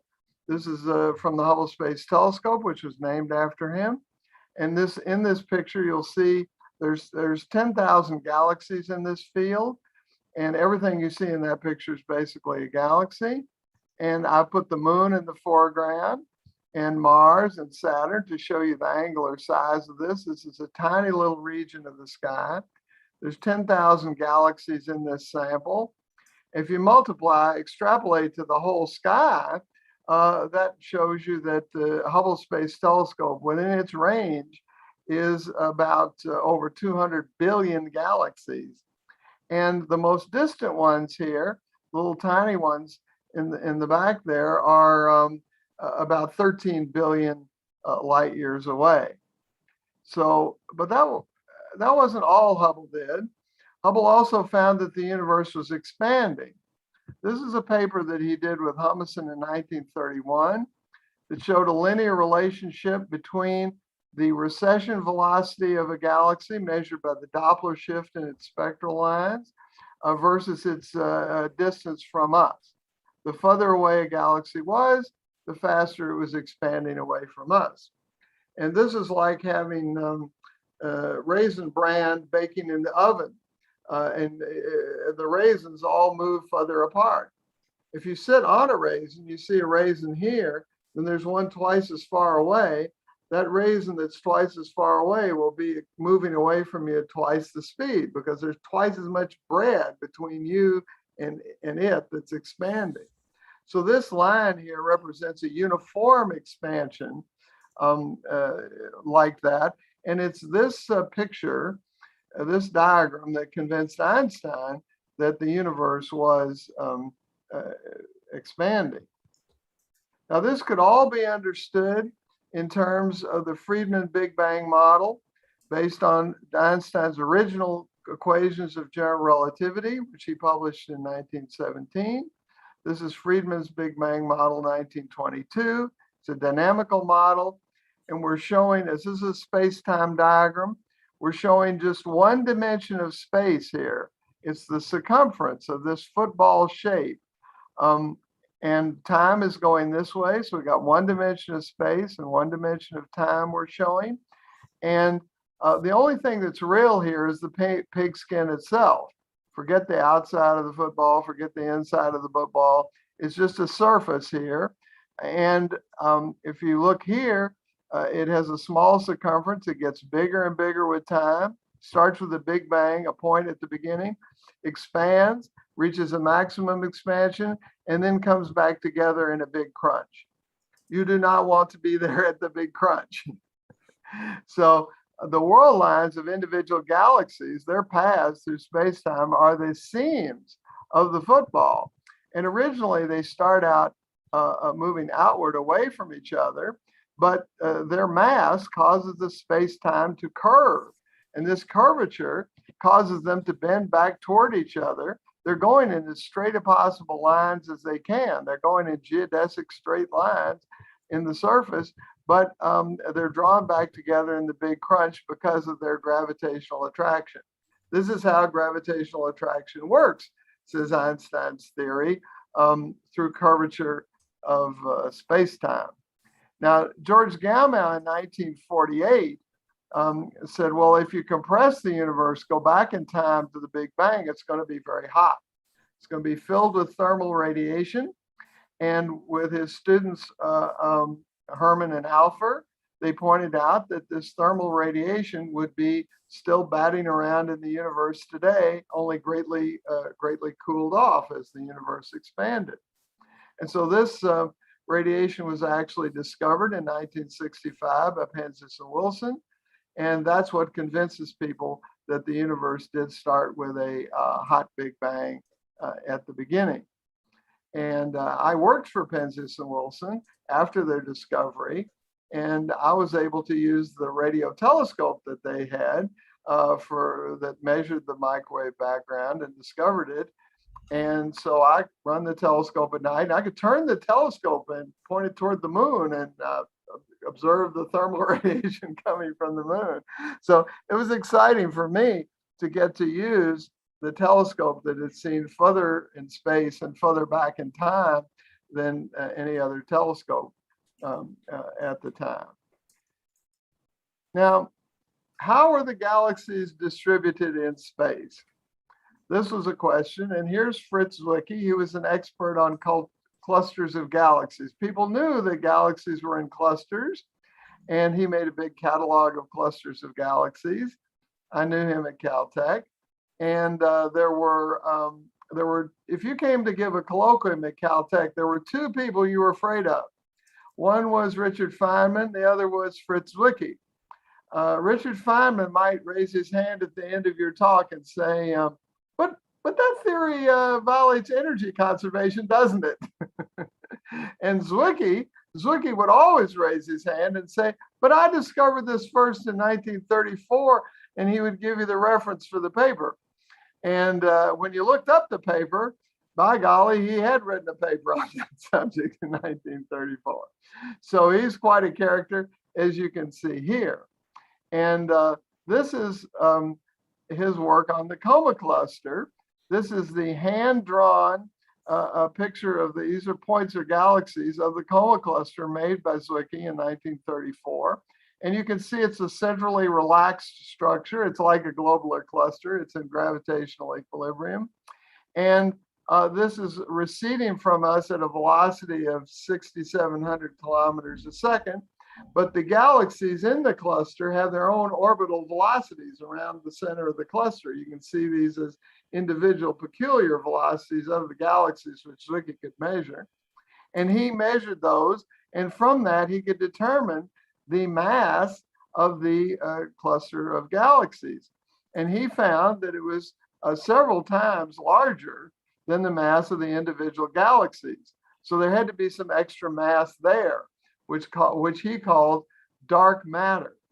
And we know today that from our studies of the microwave background and so forth, that the dark matter must be not in the form of ordinary matter, protons, electrons, and neutrons, but it must be in the form of some elementary particles that we have yet to discover. But we know it's there because we can see its gravitational effects.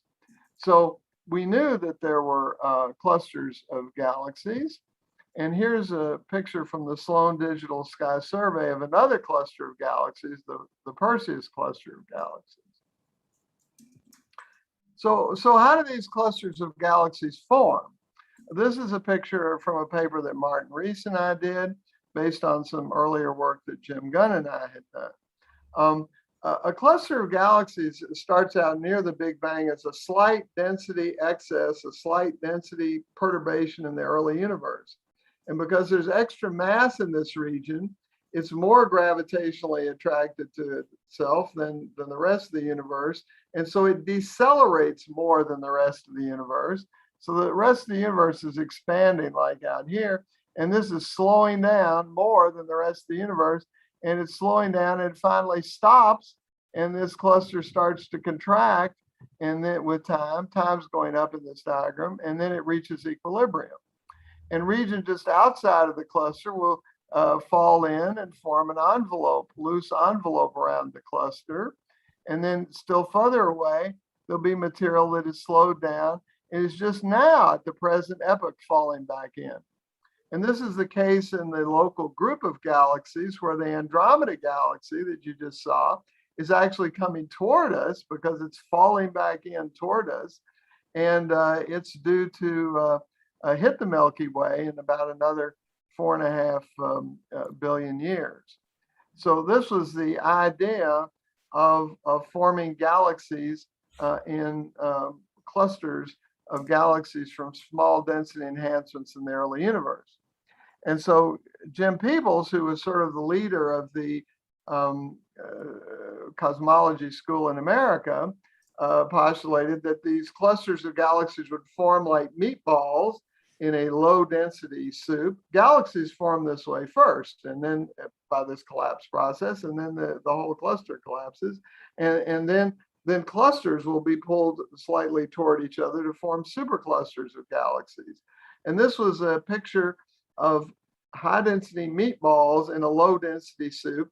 And these clusters would just act as vacuum cleaners to clean out the low density, big one low density area. So this was the model for arrangement of galaxies in the American School of Cosmology. Meanwhile, over in the Soviet Union, this was during the Cold War, Zeldovich and his supporters were spinning a completely different story. Zeldovich said, well, okay, if a cluster could form as a density enhancement, if it's spherical, it'll collapse to a point, it'll collapse to a cluster. But let's suppose this gas cloud was slightly flattened, not exactly round. Well, then it would collapse to a pancake. And he believed that gas collapsed into pancakes, and then the galaxies formed in these pancakes. And so how are these pancakes to be arranged in space? Well, they would form a giant honeycomb pattern. So you'd have big empty voids, and then you'd have pancakes of galaxies. Then there'd be clusters would form at these vertices where several pancakes came together. And this structure here would form. And you'll notice that it's exactly the opposite of the American picture. It was the voids, the low density regions were isolated from each other. And the high density region was all in one single piece. And so this was a completely different topology from what the Americans were considering. Now, why did you get two schools of thought like this? Even though we have modern communication, we didn't have Zoom meetings then. And really, I think sometimes you have to really go and pour your ideas directly into someone else's ears to convince them. And so given that Zeldovich couldn't travel, he was head of their nuclear program, and other scientists in the Soviet Union weren't allowed to travel. And so therefore you got the development of two separate schools of cosmology. Now, when I went to, and in support of this, Bob Kirshner, another friend of mine, discovered, and he and his colleagues discovered a giant void in the constellation of Boötes, which looked like this model. And when I went to Cambridge University for a postdoc, I worked with Martin Rees, who's now the Astronomer Royal, and Martin was like Marco Polo. He had actually traveled to the Soviet Union and back many times, and he would bring back the exciting ideas that Zeldovich and his group were talking about that was unfamiliar in America. And we wrote a paper at that time trying to marry some of Zeldovich's ideas with the American cosmology picture. Now here's an observational sample that Zeldovich, Chandarn, and Anasto published in 1983. If we go back to this picture, you'll see that if you take a narrow slice of this, you should see a sort of cellular structure. And so that's what they did. These are observational slices of the universe. The galaxies are points. And you can see filaments here, clusters of galaxies, and you can see what looks like a sort of cellular structure here of filaments. And so this was taken as evidence for the honeycomb. This was taken as evidence for the honeycomb picture. Now, at this time, a new theory came up. Inflation, produced by Guth and others around 1981. Guth wrote a paper saying that he wanted to start off the universe with a period of accelerated expansion at the beginning, rather than start with a singularity at the beginning. He was going to have a piece of accelerated expansion in the beginning, which in the space-time diagram looked like a trumpet, which was going to start off the regular Big Bang model. And the reason he wanted to do this was that in the standard Big Bang model, when you looked to the left and you looked at the microwave background, you saw it was a temperature of 2.7 degrees. If you look to your right, completely opposite end of the sky, it was also at exactly 2.7 degrees. And so how did these two places you were looking had not had time to be in communication with each other with light beams in the short age of the universe since the Big Bang? And so this was a problem because usually when you see two things at the same temperature, it means they've had time to come in thermal equilibrium. And so Guth was going to add a tiny amount of time here at the beginning, some extra time at the beginning of the universe when things were very close together. So there was time for these different regions here to trade light beams and come into thermal equilibrium. So this was the theory of inflation. Now, what powered this inflation? Well, he was proposing that this was done by vacuum energy, which we now call dark energy. What's vacuum energy? Well, if we would take all the furniture in the room here and get rid of it, get rid of the telescope, get rid of the air in the atmosphere, get rid of all the photons, you'd just be left with empty space.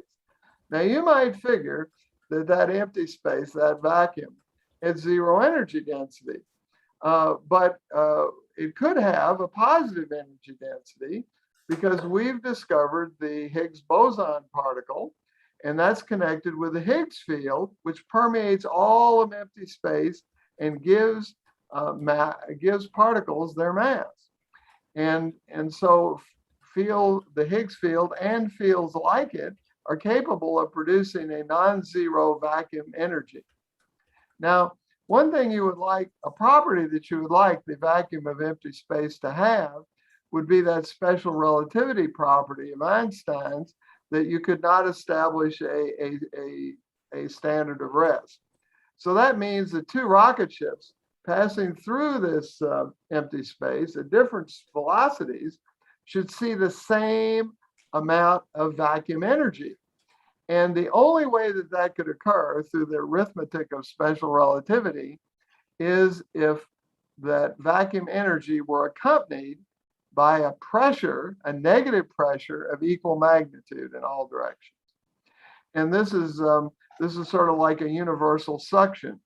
It's uniform because the vacuum energy density is uniform, and it exerts no hydrodynamical effects.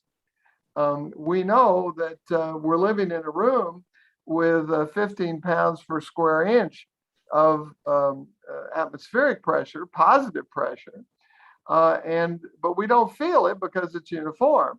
It takes pressure differences to make the wind blow and knock you over. So this had no hydrodynamical effects at all because it was uniform. However, it did have gravitational effects through general relativity, something Newton wouldn't have considered. But general relativity said pressure gravitates as well as energy. And so it's negative and it operates in three directions, front, back, left, right, and up and down. So the three directions. And so it's 3 times as potent as the gravitational attraction of the positive energy density that accompanies it. So therefore, dark energy, vacuum energy by its nature, has a gravitationally repulsive effect. And Guth was going to use this down here to cause the universe to expand. Even if you started it static, it was going to, gravitational repulsion of this dark energy was going to cause it to accelerate away here. And its acceleration is such that if you had clocks in this universe, the size of the universe, the circumference of the universe would double every 3 times 10 to the minus 38 seconds. He was going to have a very high amount of dark energy there in the early universe. And the reason for this was that the laws of physics back then were different. the weak and strong force and the electromagnetic force would all be united. You'd have a high vacuum energy associated with this. And this would double in a very short period of time. And you know how this goes: 1, 2, 4, 8, 16, 32, 64, 128, 256, 512, 1000. You're already up to 1000, and another equal sequence will take you up to 1,000,000. So this, in a short period of time, the universe becomes absolutely enormous. And these regions, which have been in causal contact, spread out. So this explained why the universe was so big, and it solved the problem about the temperature all being the same. Now, Guth wanted this vacuum energy right here to dump its vacuum energy into ordinary particles with a positive pressure and just ordinary thermal radiation. And so he wanted this vacuum to decay right here into normal particles. This is like imagining that you have a sea of water. You have water, you put it on the stove, and it would turn to steam all at once. And then you'd have a uniform universe of steam, of particles, and this is what you needed to start the Big Bang. But he realized that this was not what was going to really happen. What was really going to happen is what happens when you put water on the stove to boil. It's gonna form bubbles. And so you'd have bubbles of steam in an inflating sea, and this is not the uniform universe that you wanted to see at all. So he recognized that this was a problem, but to be solved later. So I wrote a paper in 1982, as Chuck said, where I proposed that the answer to Guth's problem was that we lived in one of the bubbles. Our universe was one of these bubbles. And so we're living in here. This is a bubble universe. It's expanding. And this is the funnel. This is the inflating funnel that you saw before at the bottom. But we're living in one of these bubbles. And we're here on this world line. And when we look out in space, we look back in time. And so we're looking back in time, and we look back into the uniform sea that produced us. The other bubble universes out here, we don't see them. And in fact, many of these are so far away that the exponentially expanding space between us and them is stretching so fast that light from these universes cannot ever get to us. So this is this solved Guth's problem. And shortly after my paper came out, within months, Linde wrote a paper, and separately another independent paper, Albrecht and Steinhardt wrote a paper basically proposing the same idea.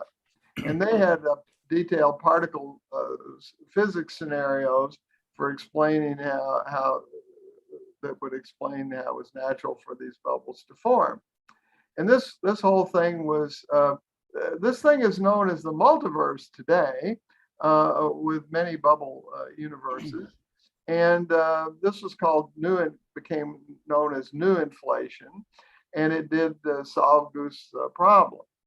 Later in that same year, in 1982, Stephen Hawking wrote a paper where he pointed out that in this bubble universe model, the random quantum fluctuations you would get in inflation were just of the sort that was needed, as pointed out by Zeldovich, to make the structures that we see in the universe today, the galaxies and clusters of galaxies, ultimately, that make those small fluctuations out of which the clusters of galaxies were built. Why was this? Well, these bubbles were tiny. The whole cross-section of this space-time might be 10 to the minus 24 centimeters. And this was a tiny region. And so by the uncertainty principle, you expected there to be random quantum fluctuations in the energy density. And these were random quantum fluctuations. And so you can think of these as sort of sine waves like this. with various amplitudes and various wavelengths going in all different directions and not correlated in phase at all, and just like ocean waves. And this part, the part over here, the density was higher than average. That's where you might form your clusters of galaxies. And ultimately, and the part over here was lower than average density. That might grow up to be a low density region. And you could put these down in your initial conditions with a random number generator like Chuck used to award your prizes.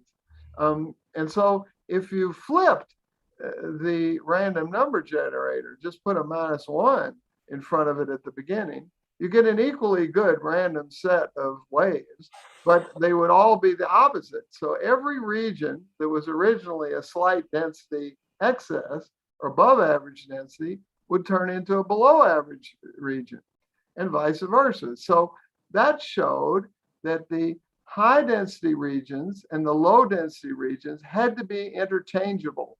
They had to have the same geometry, because flipping your random number generator shouldn't make it go from one geometry to another. So these initial conditions, as demanded by this very good new theory of inflation, were inconsistent with the American model and inconsistent with the Zeldovich model. Because in the American model, the isolated regions were high density and the wall one connected low piece. And whereas in the Zeldovich model, it was the other. It was the one high density piece and isolated low density pieces. Well, when you flip the random number generator, you turn one into the other. It's not, each model by itself is not consistent. So I understood this. And I also understood that there was a third possibility that would actually work. And this was a sponge-like distribution. And I knew this because of a high school science project that I did. It was on polyhedrons. Now, these are the regular polyhedrons that we've known since the age of the ancient Greeks. The definition is that they're made of equal regular polygons, like squares, and the vertices, the arrangement of polygons around each vertex have to be identical. And so if you have a cube here, you have three squares meeting at a point,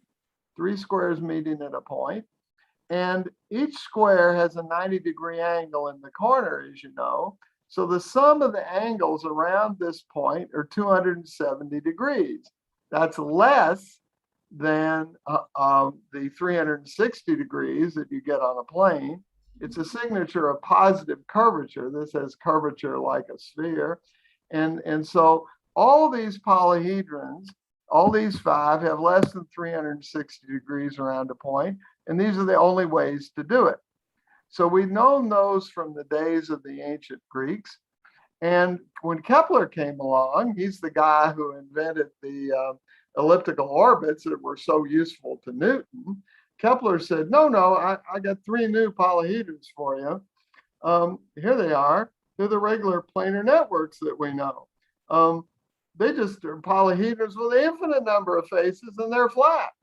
And so this is a checkerboard. It's got four squares around a point. That's 360 degrees, and each vertex is the same. We've got triangles 6 around a point. We got hexagons 3 around a point. So if you broadened your idea, looked at the polyhedrons as surfaces of polygons, polygon networks, you could get 3 more polyhedrons. This is a picture of my Westinghouse Science Talent Search project. The Westinghouse contest was the oldest science contest in America and most prestigious one. It's produced like 13 Nobel Prize winners over the years. And I was the second place winner in this contest nationally. And this is my project for this. It was on metallic crystal structure.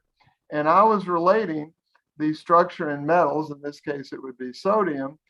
Sodium has a body-centered cubic structure, And you imagine an atom sitting in each one of these polyhedral boxes. And these polyhedral boxes all have to be the same, and they have to fill space completely. So you can stack these. In this case, it's a truncated octahedron with two kinds of faces. This is called a semi-regular polyhedron. It has two hexagonal faces and one square face. You could fill a warehouse with these boxes. Each one had an atom inside. And so I was relating the crystal structure to these space-filling networks of polyhedrons. Now, but the most important thing, and later I'll mention that they asked me to be chairman of the judges for this, and I was chairman of the judges for this contest for 14 years. But the interesting thing about this, more than the prize and so forth, the scholarship, was that I discovered something when I was building this project. I made plexiglass models of each of these polyhedrons and stacked them together like this, and had the spheres inside to represent the atoms. And so I had plexiglass hexagons that I was gluing together to make this structure. And I noticed that right here in this structure, you'll notice that there are 4 hexagons coming together around a point in a saddle-shaped distribution. And I've got ones here. There's a sort of butterfly pattern. It's a saddle-shaped pattern, and it's got 4 hexagons around a point. That's more than 360 degrees. And furthermore, it's a negative curvature, a signature of negative curvature. It's making this convoluted structure. And interesting thing is you can keep building this on out, making the vertices all the same. And so, in fact, you get this convoluted structure of hexagons. All I have to do is throw away all the squares. Throw away all the squares, get rid of them. And then you can swim through these boxes like this, like a fish. You can swim through these boxes like this. And this convoluted network divides space into 2 equal parts, where you could swim through the other. It's a sponge-like pattern. It's like a marine sponge. And here's my science project on this. I entered in the what's now the International Science and Engineering Fair. By the way, the Westinghouse contest is called the Regeneron science contest now. And I recommend both of these things. Chuck's been a judge at the International Science and Engineering Fair. And I found 7 of these structures, and that was my project. There's the original one. And here's a close-up of them. So there was the hexagons 4 around a point here. That's a sponge. Squares 6 around a point. I found pentagons 5 around a point. Here's one of that. These were and these 5 of these, 1, 2, 3, 4, 5, were ones that separated space into 2 equal parts. They're full of donut holes, and they're like a marine sponge. Now, when I got to Harvard, I submitted this to the math journal, American Mathematical Monthly, and the referee pointed out that 3 of these had been found in 1926 by Coxeter and Petrie. I've always fancied that Coxeter was probably the referee of my paper, and because he knew about this paper from many decades earlier. But I discovered 4 new ones, so the paper was publishable. And since then, a crystallographer named Wells has discovered 3 more types of polyhedrons like this. So these are negative curved. They're sponge-like. So let's look at this central one here, the square 6 around the point. This can divide space into 2 equal parts. A high density part on one side, that would be the marine sponge, and then the low density part on the other side. And you can see that where the 6 squares are meeting here at a point. So the marine sponge works like this. This is its body, and it's got low density water passages running all the way through it so that it brings nutriments to all the different parts of the sponge.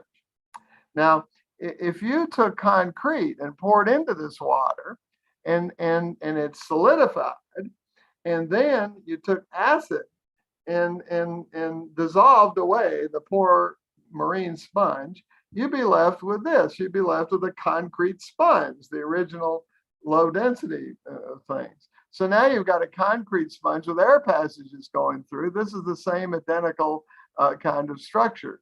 So a sponge was something that could divide the universe into two equal halves, one high density, one low density on opposite sides, and their structures were symmetrical.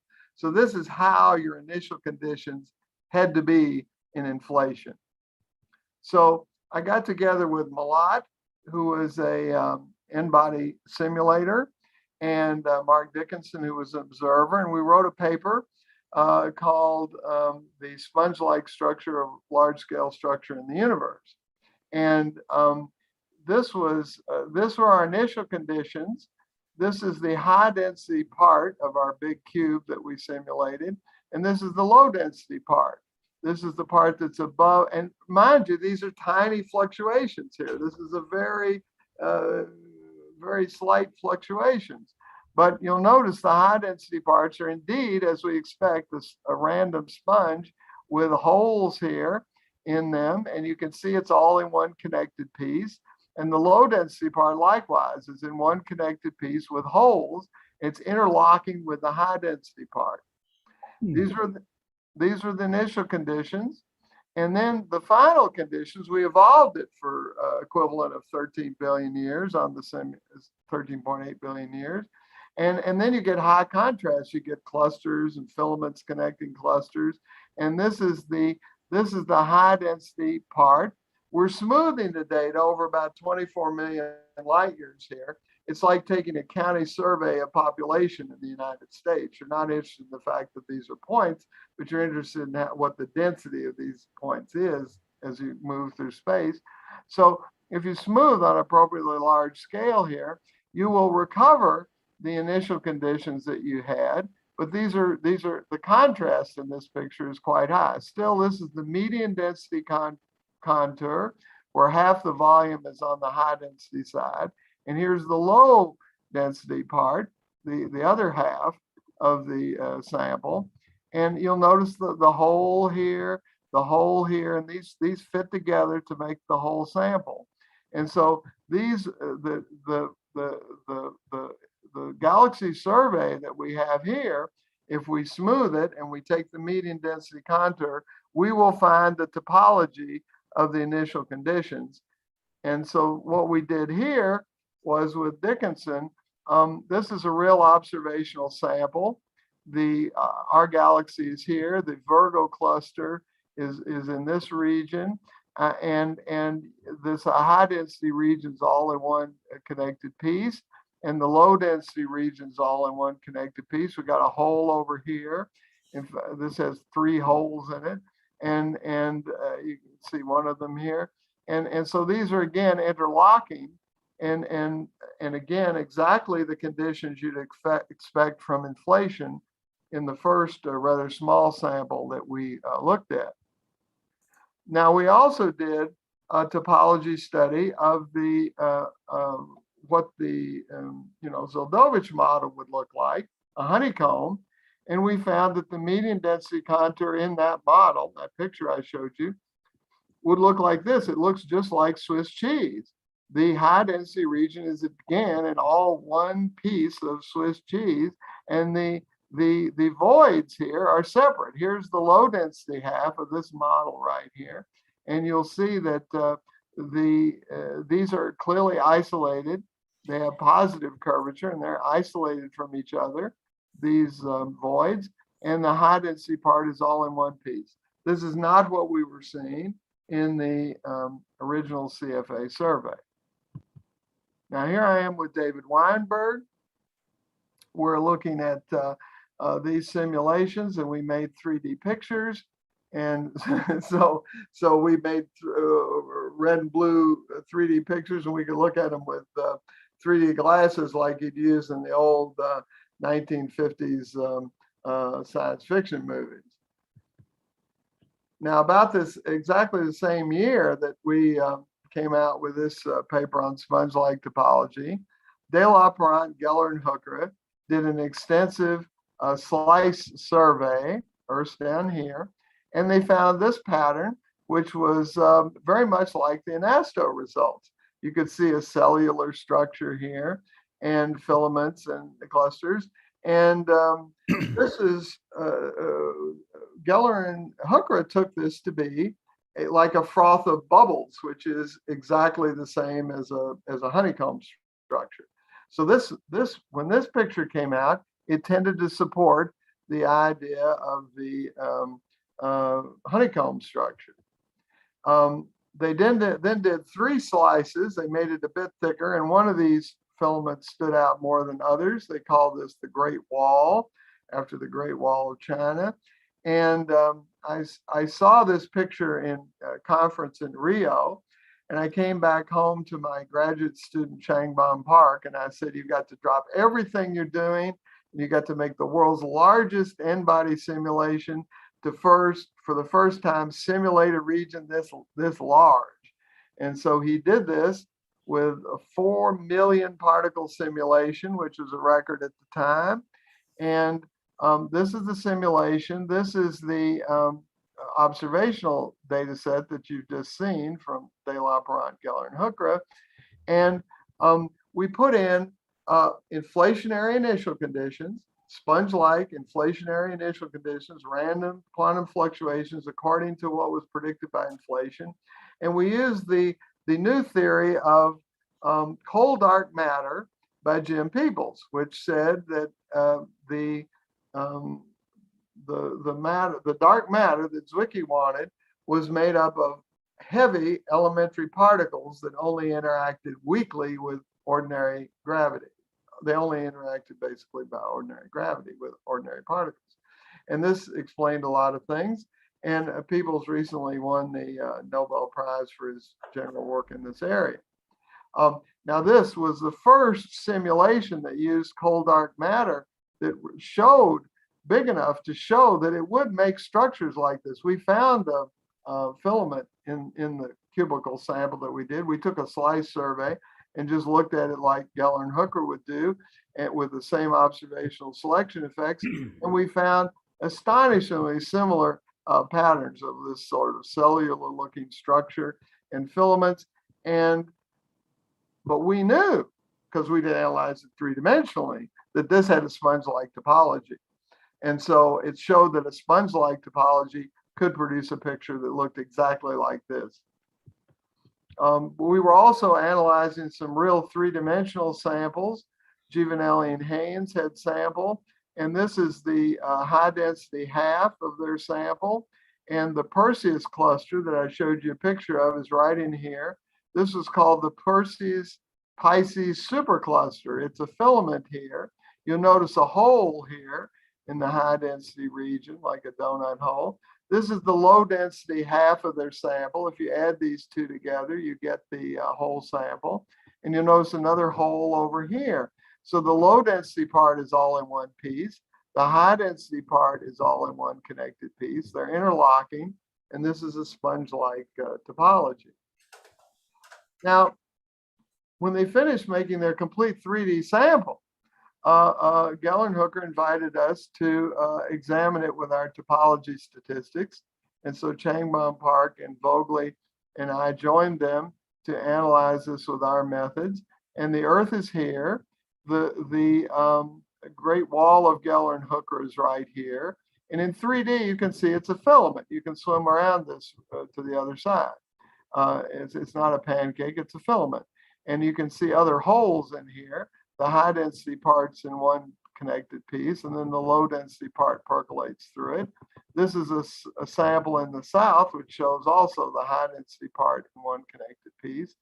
If you lose a larger smoothing length here, make a lower resolution study, you can see here clearly that the Great Wall is one filament. You can swim from one side of it to the other.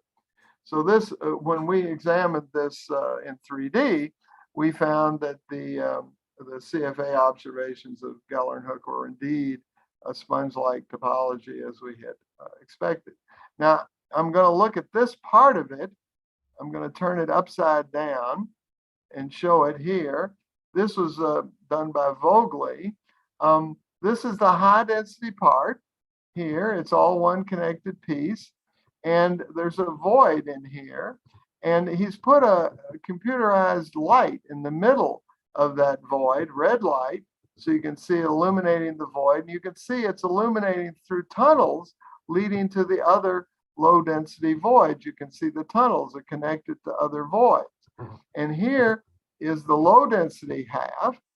And you can see here is that in concrete, if you will. Here is that low density void, and there's the low density tunnel leading to another void, and here's the low density here. And this is also in one connected piece, and this is in one connected piece. About a decade after our original paper, Bond and Klippen analyzed the initial conditions of n-body simulation using inflation to look at the velocity flows. And the idea was that if you had a filament, they would attract things in two directions, two horizontal directions, as material was added to this filament, and this would give you a filament. If you had a cluster, it would draw from three directions, and if it was a pancake, it would draw from just one direction. Well, they found the majority of these were two-dimensional flows, meaning that you're forming filaments. Filaments were forming and grabbing material from the initial conditions, filaments between clusters of galaxies. This is exactly what we wanted. We wanted the clusters, the high-density clusters, to be connected to each other through a sponge of high-density filaments, and the voids to have tunnels connecting them to the other low-density regions. And so what happens in the n-body simulations is that these gravity will collect these into really tight filaments, and they named this the cosmic web. This is the first time anyone used this word, and so that name has stuck. Now, Mario Urich and I, analyzing the Sloan Digital Sky Survey observationally, this is a much larger survey, we found larger filaments. And we found in particular this largest one that we found, which we call the Sloan Great Wall. It was about 1.37 billion light years long. It was twice as long as the Great Wall of Geller and Hooker. And it got Mario and me in the Guinness Book of World Records here. And we didn't even have to eat 80 hot dogs in 10 minutes. But let me speak up for this record. There's lots of largest things in that book. There's the largest ball of twine. There's the largest building. Ours is the largest of all those largest things. So it's the largest of the largest in the Guinness Book of World Records. And this is, of course, a filament in the cosmic web. This is the eastern end of that. I'll go back here and show you this part right here. This is the eastern end. We're going to look at that. And my student, Lauren Hofstetter, he put the pictures of the galaxies from the survey at the correct location so you can see what they look like. But in this picture, they've been enlarged 50 times, which means if the galaxies were this big so that you could see them, then you would have to really make this picture 50 times larger to show the vastness of this structure. Now, in 2005, this is 15 years after Chang Baum's work, the Europeans, led by Mr. Sprengel, did an n-body simulation with 10 billion particles in them, with inflationary cold dark matter initial conditions, and they looked at it at the present epoch, and you could see here a picture of the clusters of galaxies connected by these filaments in this three-dimensional sponge pattern. It's a beautiful picture. And here they could do slice surveys of their in-body simulation. Now these observations, which I just showed you here in blue, there's the Sloan Great Wall, and there's the Great Wall of Gellern-Hukra. And they took similar slices from their in-body simulation that I just showed you a picture of. And they found in a region this size, they found a Great Wall like Gellern-Hukra did. And they also found a Sloan Great Wall that was equivalent in length to the one that we had found. So the interesting thing about this is that as our simulations have improved by large factors, a factor of going from 4 million to 10 billion, and as our galaxy surveys have gone from a small number of galaxies to hundreds of thousands, millions of galaxies, the agreement between the simulations and the observations has become better and better. This is the first region that we found here. This is, I showed you, this is the CFA sample. That's how big it is. It's a little cube there and it's sponge-like. This is the Gellern-Hukra sample that we did in 1994. And this is the Sloan Digital Sky Survey that we did. And the Sloan Great Wall is right through here. And you can see these are the two lung-like regions that were surveyed. This is the high density median half. And you'll see that it's full of holes and a sponge-like distribution. Every survey that's been done by our group and others have shown a sponge-like topology at the median contour surface. And we developed a statistic called the Genus statistic, which measures the number of donut holes in that contour minus the number of isolated regions. And we could plot this in terms of these density enhancement surface. So here is 0 here. This is the median density contour right here. And so you follow this line up. The jagged line represents the observations, and the dashed line represents the average of 12 mock catalogs that we did out of our in-body simulations. And right here, you'll see that this means that we were finding 80 holes in that sponge-like region that I just showed you. And the interesting thing about this is that not only did it predict the sponge-like topology correctly, but with the initial conditions of inflation plugged in, you actually got the right amount of holes when you were smoothing it over the particular smoothing length that we'd used. And if you go way up here, so that only like 1% of your sample is within the high density region, you're looking like at the top of the mountains here, you're just going to see isolated clusters. And this is why there's a curve here that's showing down here, isolated clusters and isolated voids here if you look at only the lowest 2%. But if you divide the sample in half, which is what we're doing, you're going to see this sponge-like topology because they have to be equivalent. So this is a fantastic agreement between the initial conditions, what the initial conditions of inflation predict, and what we're seeing observationally. Now, we believe in inflation because it predicts very well in detail the structure of the fluctuations that we're seeing in the cosmic microwave background. And we also believe in inflation because we can measure the dark energy today.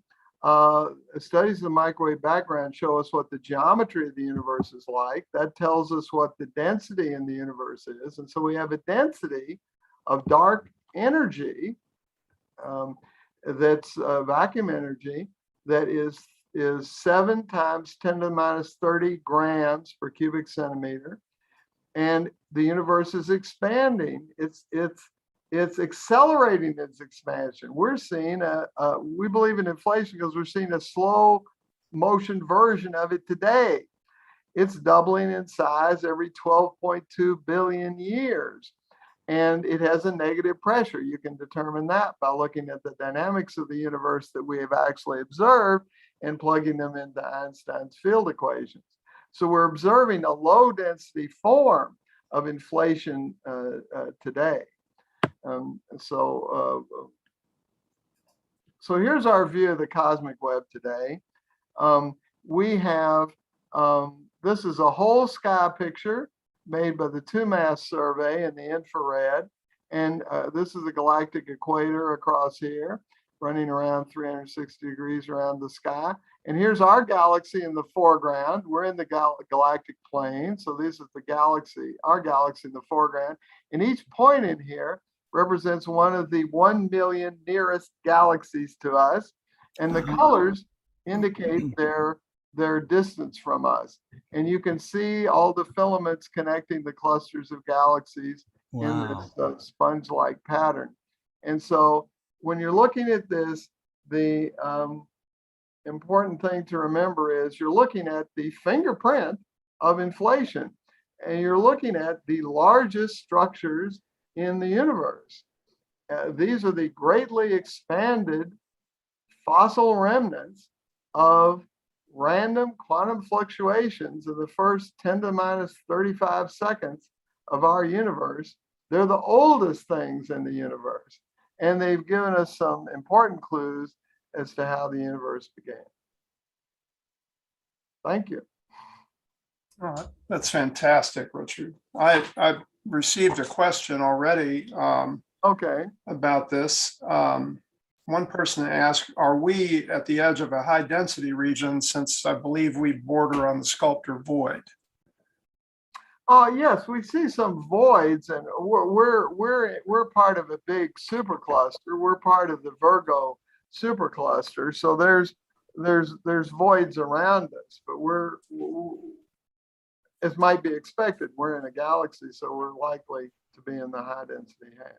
And it's the great, somebody asked if the great attractor relates to what you were describing about filaments collecting longitudinally along the filaments themselves toward a central point. Well, the interesting thing about the great attractor is that we plugged in to our n-body models the velocity flows. The Changbom Park and I did. We had a big n-body simulation, so we plugged in the velocity flows, and we found something quite interesting. That was that you'd expect with the sponge-like topology to have great repulsors too, right? Where galaxies were fleeing from the void, and then you expect to have great attractors where they were conglomerating in a cluster. And so we looked at our survey, and we found the place that was the lowest gravitational, or you might say I guess you'd say it was the lowest gravitational potential. That was where you had a great attractor. And then we found the point in the simulation where there was the highest gravitational potential. This was in the middle of some big void, okay? The thing was that you don't see the great repulsors because the galaxies have fled the void and there's no galaxies there to measure. So when you look at this, you see all these arrows, you see this swarm of arrows going to this great attractor, and you don't see the swarm of arrows going away from the void because the galaxies have already departed.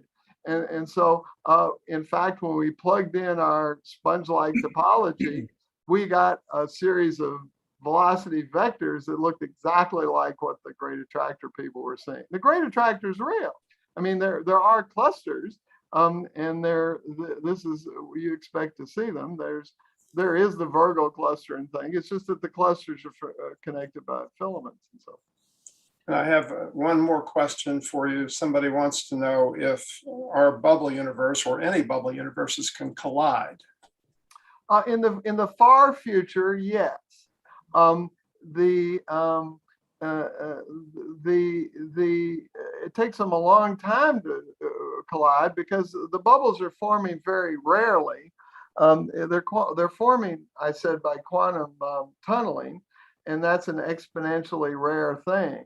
And so you think of this as like eternally fizzing champagne. The bubbles are forming occasionally, and it takes them a long time. But if you wait long enough, these bubbles are expanding forever. Many of the bubbles are forever beyond our ken. We are never going to interact with them. They're so far away that the light is not traveling between those two. But eventually we will collide with some other bubbles, but we're talking like 10 to the 10 to the power 1800 years, things like that. Very, very long times, and because we're having an inflation now, it's sort of pushing things away. We're seeing within our bubble. We haven't seen any other bubbles yet, nor would we expect to yet. And so we expect that it's going to be a long time. Our small amount of vacuum energy that we've got today, it may decay into lower density bubbles in the future. And the time scale for that, according to the Higgs particle, is at least 10 to the 138 years, and maybe as large, if there's other effects going on, it could be as large as 10 to the 34 years before we'll see another bubble of lower density vacuum. That would be a longer time. But eventually we should collide with some of the nearby bubbles, but it's in the far, far future. Okay. Scott, do you have any other questions? We've got maybe time for one. There was a question, but it's similar to one that you just asked, and it was, could other wavelengths make it to us from the other bubble universes, or is that also based on the speed of light? Well, this bubble, this is expanding. The space is it's like a rubber band that keeps doubling in size. Einstein's theory says that a rocket ship special relativity can't pass you, zoom, at faster than the speed of light, can't pass you at that. But there's nothing against two things separating because space is expanding faster than the speed of light between them. And so there are event horizons in this model when you have the inflation, and you even in our universe, if it continues its expansion like it is, eventually there's regions of the universe that even within our bubble that we won't see. There's galaxies that are so far away that their light is not going to reach us, and this causes an event horizon. It causes Hawking radiation of very low temperature, 10 to the minus 31 degrees Kelvin, very cold, and that's will show up in about 800 billion years. The microwave background will become as cool as that and become not dominant at that time. So so this is an effect also for future astronomers. Okay, we ought to go off screen share now. Okay. Thank you, Chuck, for this opportunity to talk to all the wonderful. Thank you. You honor us with your presence, Richard, as always. It's fantastic and mind-blowing. So thank you so much for joining us today. Give my best to Lucy. Okay. Thank you. Take care. Okay, we now have 2 awards to give out virtually, unfortunately, but we are going to ask if Bruce Bowman is present. Is Bruce here? I'm here. There you are. Okay. Let me pull up one thing here. The club newsletter editor's job, ladies and gentlemen, is to communicate with members. It's a little bit different from the function of a webmaster, where you're looking more to people who might join your club. The editor, the newsletter is a place where members share experiences and observations, scientific articles of interest, equipment sales, recent club activities, where they talk about upcoming speakers, talk about club finances and other activities, and talk about upcoming public events. The first place finisher in the Mabel Stearns Newsletter Award in the year 2020 was Bruce Bowman, who is editor of the Indiana Astronomical Society's News and Views. And this newsletter is incredibly informative, very attractively presenting material from the many members of the society. And Bruce, do you have your plaque handy by any chance? Thanks, Chuck. Yes, here's Fantastic. Great. Would you like to say something about your club and your Sure. newsletter? Yeah, it's big. my Vanna White here. Yes, as you can Well, see, we wish we could hand it to you personally. We just can't, unfortunately. I had to use a heavy-duty screw to put it on the wall. I love your shirt. I was hoping it would appeal. Yeah, I'd like to share some thoughts about doing this job as it relates to the needs of our society. Our newsletter is a monthly, not a quarterly, and it runs to about 20 pages or so. About a third of that's boilerplate, but the rest of it changes month by month. So I think the implication here is that the IAS as a club is a very active one. I've done about somewhere between 94, 95, 96 of these newsletters since I took over in late 2012. So I'm getting close to 2,000 pages somewhere. Yeah, 2,000 pages. No, 20 times. Yeah, 2,000 pages. Looking forward to triple digits sometime this year. As you indicated, Chuck, newsletter people do the editing, can't report on things they don't know about. So we all have to be really engaged in all the activities in our clubs. It takes me about 15 to 20 hours a month to put one together. And this includes either collecting all the information myself or nagging someone else to provide reports and photos. And as you might imagine, there are times as deadlines are looming that I'm not the most popular person in the club.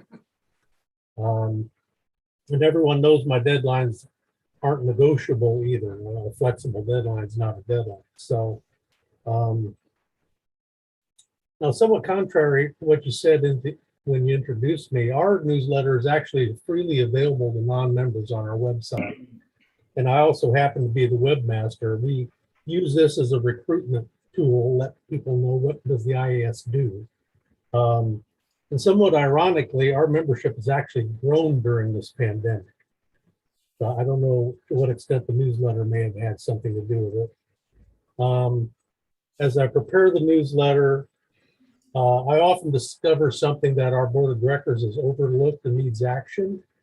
And they probably think I'm psychic or something, but it's actually just me trying to do my job on a month-by-month basis.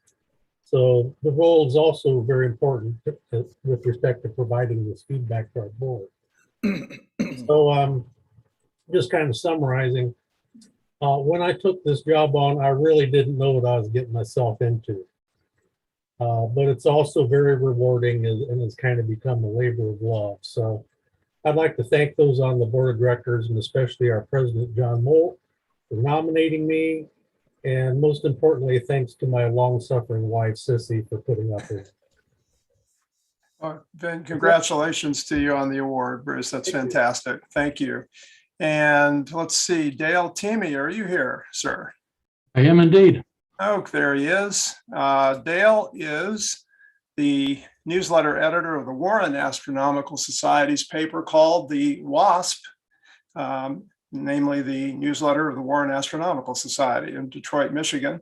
The June 2021 issue of the WASP alone featured 41 pages of articles, club information, sky events, president's notes, observing reports, treasurer's reports, images, just a treasure trove of information about the club and its activities. So I think we could say safely that you're more of a magazine editor than a newsletter editor. Do you have your plaque handy? Yes, I do. I wish we could hand it to you in person, as I said a moment ago, but congratulations to you on winning the League's Mabel Stearns Newsletter Award. No, thank you very much. Named after our first editor of Reflector. And you have any comments you'd like to make? Well, I am thrilled to get the award. Rather unexpectedly. One of our members put me in for it, and I had forgotten about it while I was busy putting together all those pages. And when the email showed up, I had not gotten the email yet. I woke up, started having my coffee, and all of a sudden a message came through from our club president, Diane Hall, saying, "Congratulations." And I says, "For what?" And she says, "Well, you've got the award." So I started checking my email, and I got a taste of what it's like to have your email box explode. Well, congratulations coming in. So it was quite a treat. Referring to those 41 pages, I start the month out with about 21 pages of what I know I will have. And then it grows from there. So, Wow. Yeah.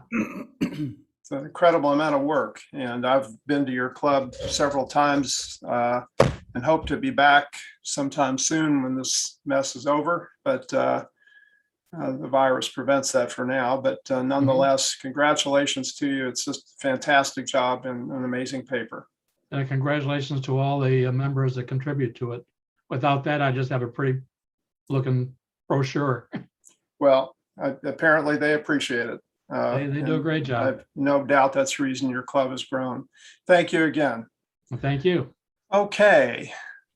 It is now my pleasure to introduce the winner of our 2021 National Young Astronomer Award. His name is Ryan Claremont. He's a rising senior at Canyon Crest Academy in San Diego, California. And his passion for astronomy was ignited when, as a very young child, he and his parents, I think, visited Mount Palomar for a special viewing night. And they were members of Friends of Palomar Observatory, and they had an opportunity to look through a 60-inch telescope at the moon and Jupiter, and I could see where that would ignite anyone's interest. He started observing with his grandfather's 6-inch Maksutov Cassegrain and later with an 8-inch Newtonian telescope that he actually used in conjunction with his project on astrophysical modeling of the Cat's Eye Nebula, which has been a subject of great interest for many years among astronomers. He will spend some time with us tonight to talk about his project. I will tell you, just by way of summary, that Ryan created the first three-dimensional morphokinematic model of the nebula using Hubble Space Telescope images and 5 different motion velocity diagrams. And I'm not going to tell you any more about his project because I think he will want to do that himself. Ryan, if you're here, perhaps you could maybe show your plaque if you have it handy. Yeah, here it is right here. Okay, congratulations on that. I can tell you that the competition for this award was intense this year. The projects were extraordinary. Most of them were ISEF level quality, and you, as I recall, won first place at the International Science and Engineering Fair for your project as well, did you not? Yes, I did, in physics and astronomy. Also, congratulations. So I'll turn it over to you. Yeah, it's an honor to be recognized as the National Young Astronomer Award for 2021.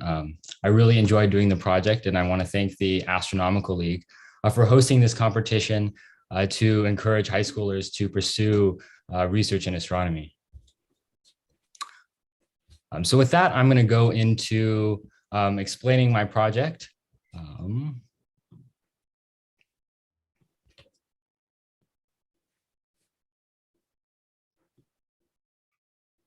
So the title of my project is Evolution of the Cat's Eye Nebula Revealed Through Morphokinematic and Hydrodynamic Modeling.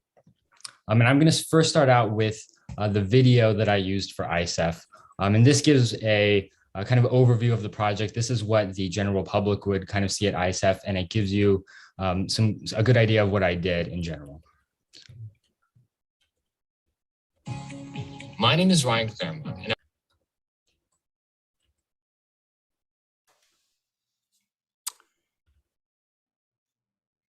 Hey, Ryan, I believe you're not sharing your audio on that. You may want to stop sharing and and click the share sound. Oh, okay. Yeah. Let's see. So you have to stop sharing. Stop share. And then before you commit to share, press the green button. On the left-hand side, you'll see a small checkbox for sharing sound. Okay, so. And then there you go.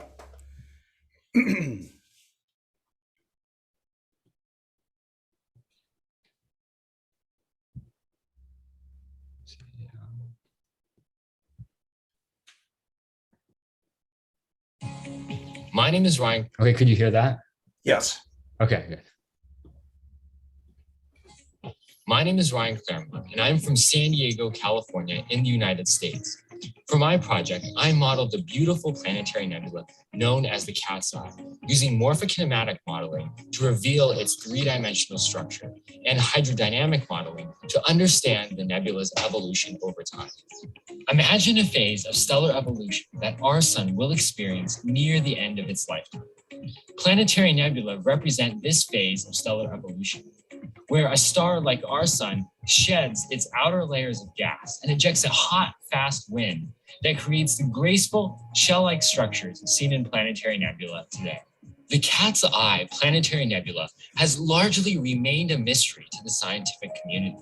When the Hubble Space Telescope first took a photo of the Cat's Eye Nebula, it showed a complex point-symmetric structure that is still not explainable by the current theory of planetary nebula formation, the interacting stellar winds model.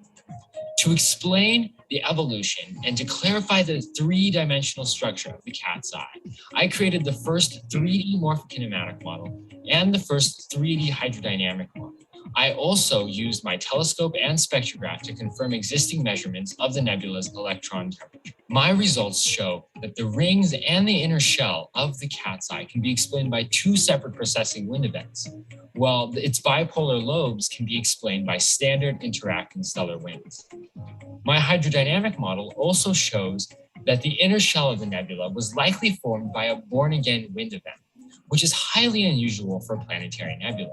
The nebula's 3D features and evolution revealed in my models are strong evidence of a close binary star system at the center of the Cat's Eye, which created its amazing structure.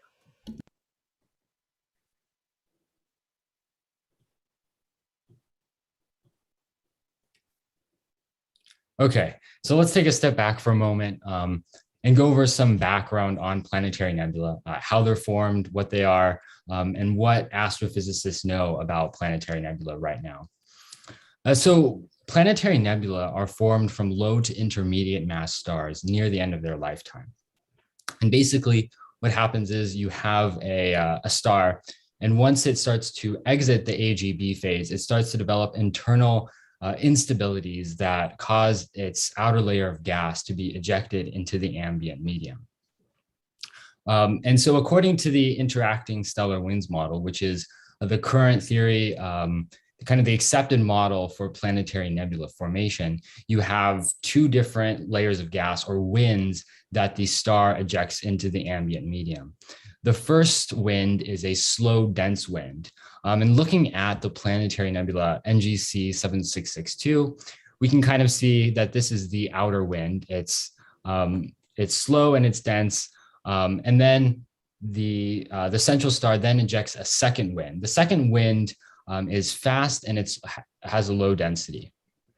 And so when the fast wind collides with this slow, dense wind, what it does is it acts as a kind of snow plow, and it starts to plow away this slow wind, and it also shocks that outer wind. And so what you get is this shock-excited boundary between the two winds, and that starts to, because of all that heat and those shocks, it starts to emit in the optical wavelengths, and so.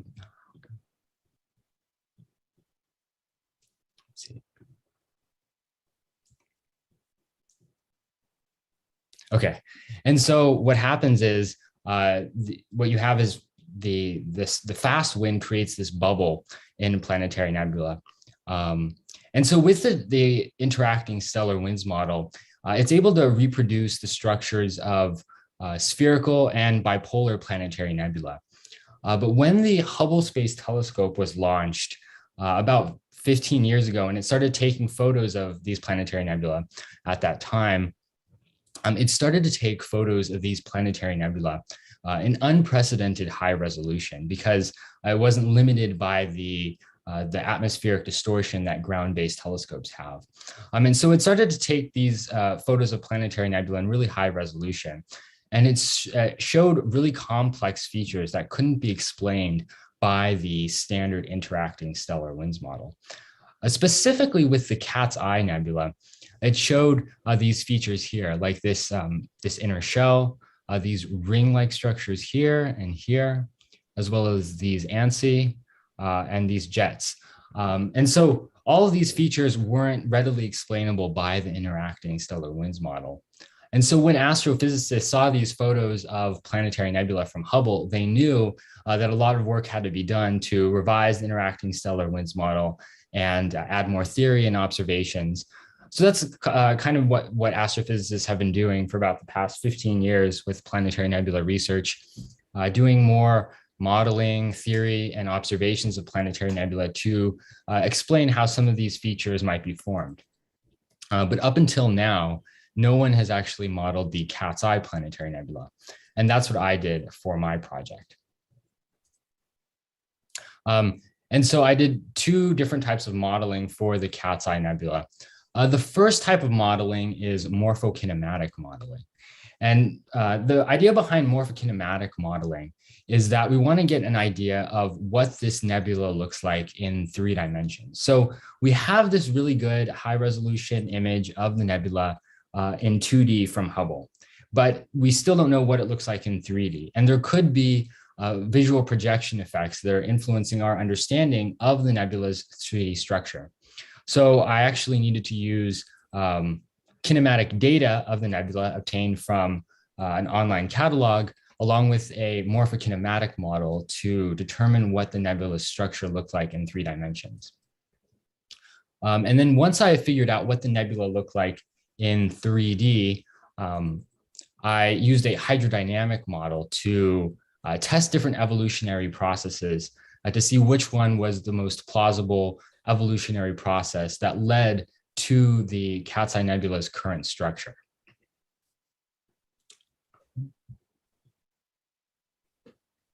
So I also did spectroscopy of the nebula myself. And here I am in Julian with my telescope spectrograph, preparing to collect spectra of the Cat's Eye. And right now I'm calibrating my equipment here. And so the purpose of the spectroscopy was to confirm existing measurements of the nebula's electron temperature.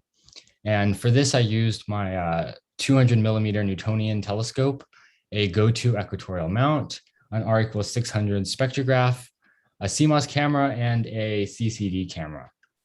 And I acquired spectra at 20 different positions on the nebula, as well as darks, flats, calibration, and reference spectra.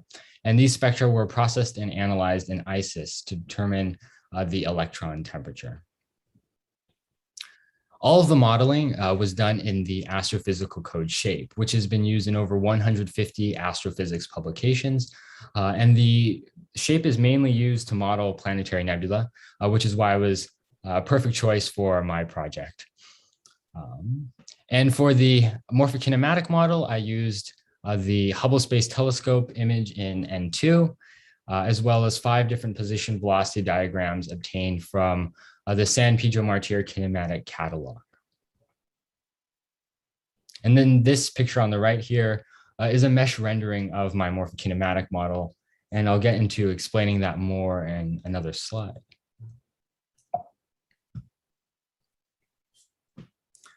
So the hydrodynamic model, the purpose of that is to offer a physically justified, plausible evolutionary process for the Cat's Eye Nebula.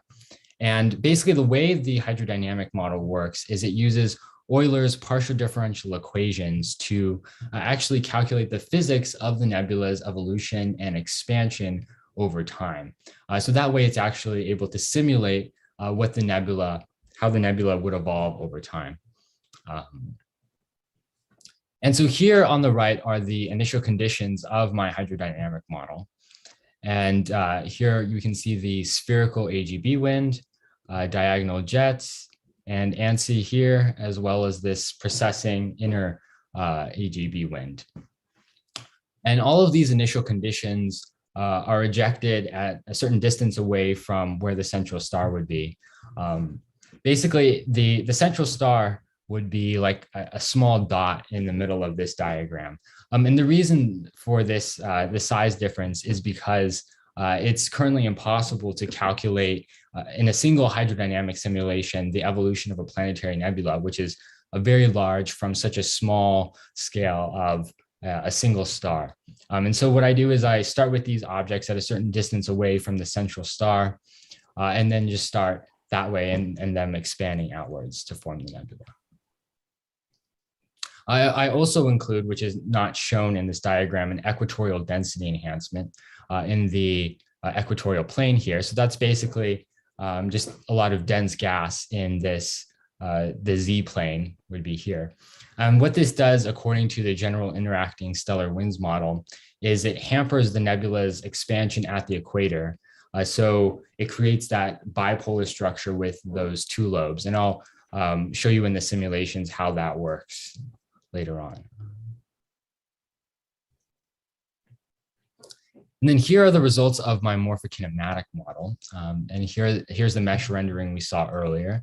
And specifically, the morphokinematic model reveals the presence of these two rings. So here we have this full ring here and another partial ring here. And if you were to look on the Hubble Space Telescope, you can kind of see the rings here and here, but it's definitely difficult to make out. But the morphokinematic model shows the presence of those, as well as the angle and the position of those rings on the nebula, as well as the inner shell and the ANSI here. And then on the left here, we have my morphokinematic model rendered in black and white to match the N2 Hubble Space Telescope image, and also my model rendered in color with all the colors and textures added to match the color image of the Cat's Eye Nebula from Hubble. And then here are the position velocity diagrams generated from my morphokinematic model. And the idea behind position velocity diagrams is that you have a planetary nebula that's expanding radially outwards in all directions. So this is the Cat's Eye, and it's expanding outwards. So about half of it's moving towards us, about half of it's moving away from us.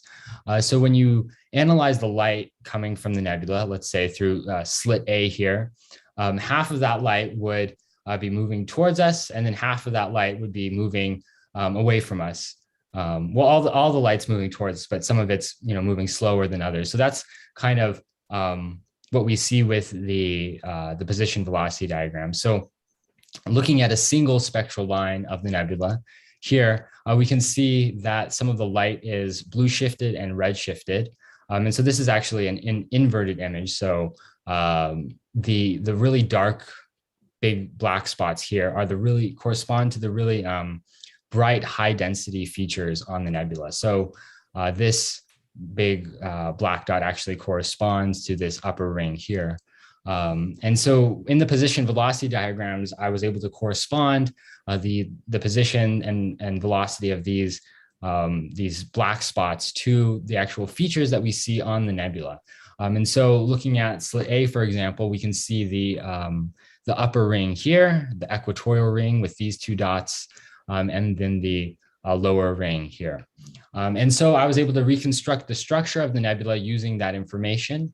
And then I was able to generate synthetic position velocity diagrams on the right to compare with the observed ones on the left to test the accuracy of my morphokinematic model.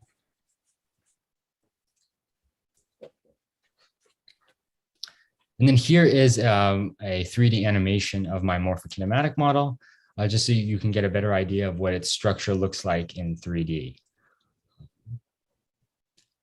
And again, we have these rings here. One's a partial ring, one's a full ring, as well as the equatorial ring and the ANSI.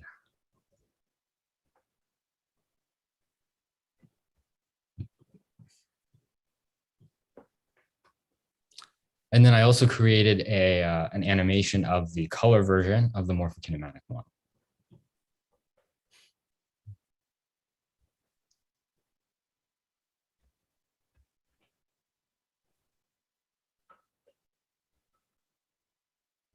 And again, we can see the presence of these rings here, which are a little bit more difficult to see, as well as the inner shell.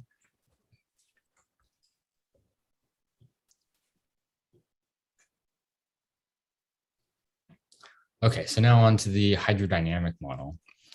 So on the left here, we have my hydrodynamic model, the final state of it compared to the Hubble Space Telescope image of the cat's eye, with all of the corresponding features labeled. So A, we have the bipolar collimated jets, B, the ANSI, C, the precessing jet remnants or the rings, and D, the inner shell. And we can also faintly see the equatorial ring here on the hydrodynamic model, as well as the equatorial ring here.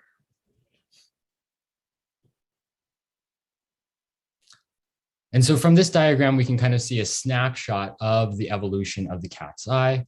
And so at 0 years, starting with these 4 dense clumps, and they are shooting outwards, and then a precessing jet creates these ring-like structures. And then finally, a fast wind is ejected, a fast spherical wind, and that creates this bipolar structure and the outer shell of the nebula. And then the age of the nebula in the simulation is 1,000 years. And that's about the value that was calculated based on expansion parallax observations of the nebula. And then we can see from this diagram that the core of the nebula is about 0.1 parsecs, and that matches with the estimated size of the nebula based on the distance as well as the size measurement.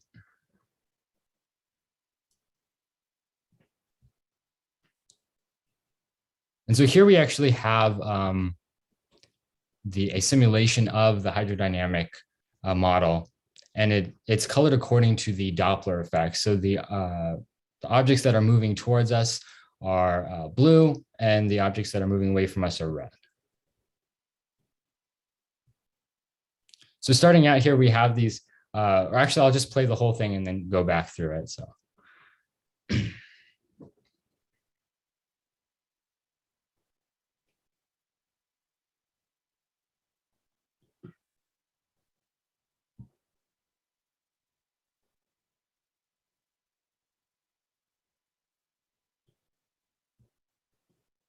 Okay, so starting out here, we have these 4 dense clumps of gas, and they're being ejected at a certain speed. And then there's a cylinder that precesses at an angle of 27 degrees, and it's ejecting a wind at its ends. And so that it acts as a precessing jet that creates these ring-like structures that you see here.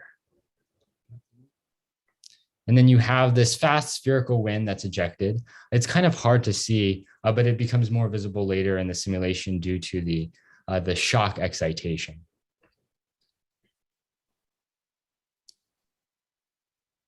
And we can see it forming here, this equatorial ring and this bipolar structure. So we have this one lobe here and one lobe here. And I mentioned this before, but the reason why it forms this bipolar structure is because there is an equatorial density enhancement at the equatorial plane of the nebula. So what happens is this spherical wind is expanding outwards, but this dense equatorial material is kind of pushing back on that wind. And so it creates this ring that's further in than the rest of the nebula. And this equatorial ring is also brighter because as the wind is encountering that dense material, it's shocking that material, and that gets shock excited and starts to emit in visible wavelengths.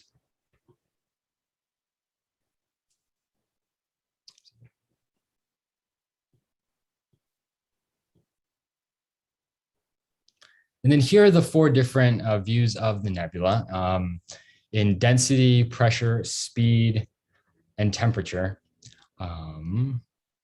So I'll just play it.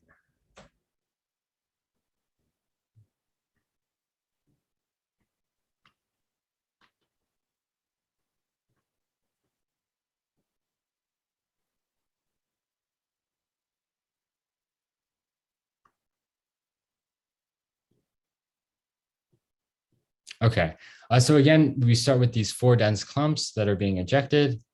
And then this cylinder, which is creating the processing, or which acts as a processing jet and creates these ring-like structures.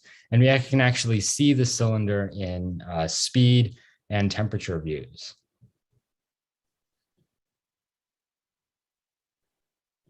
And so we can see these processing jet remnants, or the rings, in density the best. They're not very fast or hot, which is why we don't really see them in speed and temperature. But then this fast spherical wind, which you can see here, well in speed, it's quite fast, and it's starting to expand. It's not very dense. It's a low density wind. In order to see it in density, it would need to create that shocked boundary where there's all that gas that's kind of snow plowed together.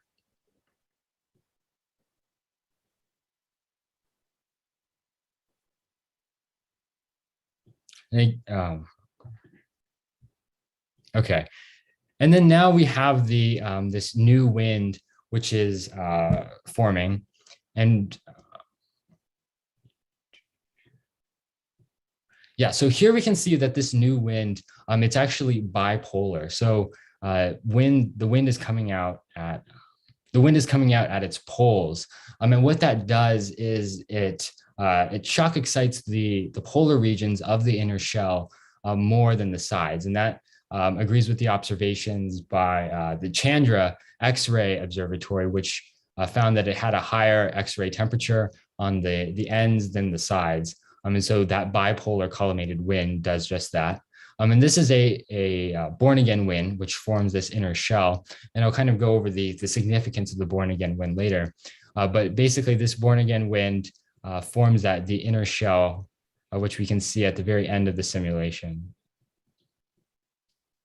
Okay.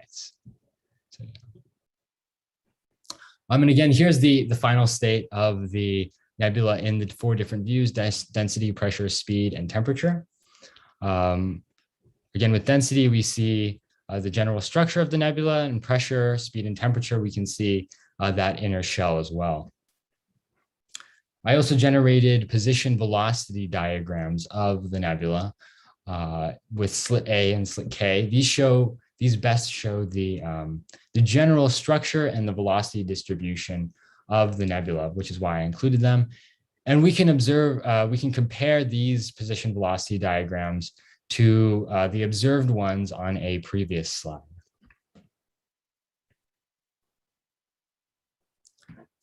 So in summary, this work presents the first morphokinematic and hydrodynamic model of the Cat's Eye Nebula. And the Cat's Eye Nebula is one of the most complex and poorly understood planetary nebula. So this study helps to clarify and shed light on the Cat's Eye. The hydrodynamic model offers a physically justified, plausible evolutionary process for the Cat's Eye Nebula that matches its current structure. And when I say it's physically justified, what that basically means is that all of the observations of the nebula in density, temperature, speed, size, and age agree with the measured values in the literature. So I kind of had to, modify the initial conditions to get all of these different observations and values to match. And as you could saw in the 4 different views, that's how I was able to measure the values of density and temperature in those 4 different views to match with the observations. The inner shell isn't visible in the density rendering of the nebula, likely because its shell is too thin, but it appears in the temperature rendering and also emits soft X-rays. And it also appears in the pressure and speed renderings. It's likely that with a higher resolution simulation, more voxels would actually be assigned to that thin boundary between, or the thin boundary of the inner shell, so that would actually be more visible in density. But my hydrodynamic model is in 3D, so it's harder to get a really high resolution with all of those voxels in there. Yeah.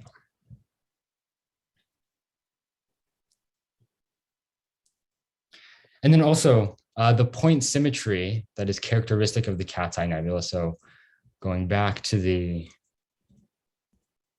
Hubble image of the Cat's Eye, basically point symmetry is if you were to connect all of the corresponding features with a line. So connecting A to A here, B to B, C to C, all of those lines would intersect at the point of the central star. And so that's what point symmetry is.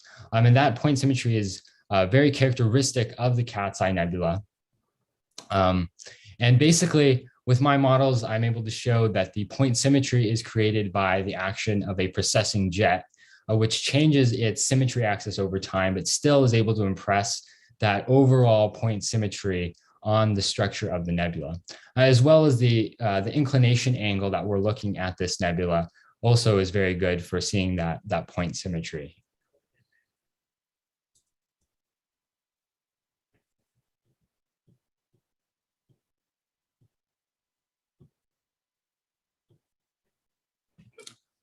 Also shown in this model is the inner shell, which is formed by a born-again wind, which is highly unusual for planetary nebula, but has been observed in a handful of objects. Basically, the interacting stellar winds model predicts that there are two winds that form a planetary nebula. The first slow dense wind, and then the second fast low density wind. But with the Cat's Eye, I'm able to show in my hydrodynamic model that there is likely a born-again wind which forms that inner shell of the Cat's Eye.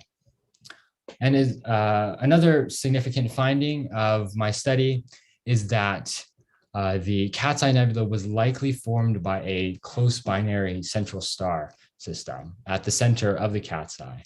And the way that I'm able to show this is that there are a lot of features with the Cat's Eye that cannot be explained by a single star evolution scenario. For example, the bipolar structure, the precessing collimated winds, and the jets are strong indicators of that close binary central star. Single stars can't produce these types of features because single stars just don't have enough angular momentum to produce large-scale deviations from spherical symmetry. And what that means is that single stars can't rotate fast enough to do things like generate strong magnetic fields that can collimate bipolar winds, or single stars can't really create like a precessing jet. And so that really can only be done by a binary. And so on the upper right here, we have an image of what that close binary central star would look like. So here we have two stars. So one is hidden inside here, and another one is here with an accretion disk. And so what's going on here is we have this one star is losing mass. It's losing a lot of mass, and it's overflowing its Roche lobe here. And that Roche lobe is overflowing onto the secondary star via an accretion disk. And it's also, the secondary is also ejecting this bipolar collimated jet, likely formed by a magnetic field. And so this bipolar collimated jet is similar, or it's actually the same mechanism that would form the rings if it were to precess. And so my results support emerging theories that indicate that binaries are responsible for some of the more complex features seen in planetary nebula. And so it's been a more popular trend in the past 5 to 10 years in planetary nebula research that binaries are responsible for some of the more complex features seen in planetary nebula. And so my research supports that conclusion. Again, this study clarifies the 3D structure and the evolution of the Cat's Eye, which is one of the most complex and poorly understood planetary nebula. And in the future, more research should definitely go into characterizing and understanding the formation of the complex features seen in the Cat's Eye and other planetary nebula, specifically in protoplanetary nebula. So protoplanetary nebula are basically just young planetary nebula. And what's special about them is that they're actually still being formed by the central star. So with the cat's eye, basically the central star has already ejected all of these winds and all of these jets and whatnot. So it's this planetary nebula is just expanding outwards. But with a protoplanetary nebula, mass transfer, as seen in this image, is still likely going on, as well as all of these jets. And so if we can understand how all of these, how the actual mechanism behind the formation of planetary nebula really works with detailed observations, it would give us a lot of insight into how all planetary nebula are formed and their structure as well. And planetary nebula are important because they are the fate of all low to intermediate mass stars. And actually our sun will one day become a planetary nebula. And that's the end of my presentation. Are there any questions? Well, Ryan, that was fantastic. And I just want to read a couple of the comments that came in while you were giving your talk before the questions. Incredible that he was able to do such intricate spectra with only an 8-inch scope. Wow, Ryan, amazing work. Congratulations. Well deserved and very interesting. Well done. I look forward to watching your growth. This is an amazing project. And we will hear from him again. Those are the kinds of comments we're getting. We had over 2,000 people watching this on Facebook alone. We have other platforms that are active. One of the questions, Ryan, that we received was, the rings, are the rings ionized gas? We have some noise in the background. There we go. Thank you. Ron, one of the questions was if the rings are being formed by the interaction of the jets interacting with gas, why would it not create a sheath or a cylinder rather than a ring? So basically what happens is this jet is, it's precessing over, it's like creating at an angle. So it's ejecting wind here and then it's moving over here. It's basically precessing, think of it like in a, like a cone basically. So it creates kind of this spiral. If it were to go on forever, it would create kind of a spiral like shape because you know, the ones that were ejected earlier are further away, and then it's rotating. So that's why it's kind of able to create that spiral or ring-like structure. I think the question is it ring-like because there's a denser medium of gas at that particular location where the jet's interacting with it, as opposed to a wider sheath? Yeah. So so basically, the wind that's ejected from that bipolar precessing jet is really dense. So as it's able to go through the medium, it's able to really stay together.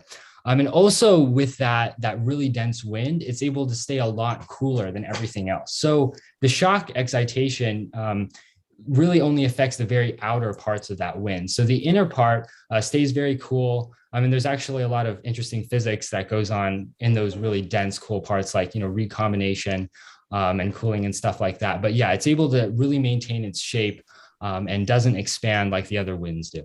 Okay, maybe we can get you to stop sharing at this point. Oh yeah, sorry. There we go. What are your plans? So I'm definitely going to major in physics in college. Just trying to, you know, explore a lot of different areas of physics and see what I like. And then not sure what I'll do after that, but probably some sort of research in physics after that. Yeah. I would hope so. Okay, Scott Roberts of Explore Scientific will be providing you with a wonderful telescope prize. He has been sponsoring the National Young Astronomer Award for years and years, and we're just incredibly grateful to Scott for that. And I'd like him to say something now, if you would. You're muted, Scott. I am muted. Ryan, I'm just absolutely amazed at the ability for you to create these 3D structures.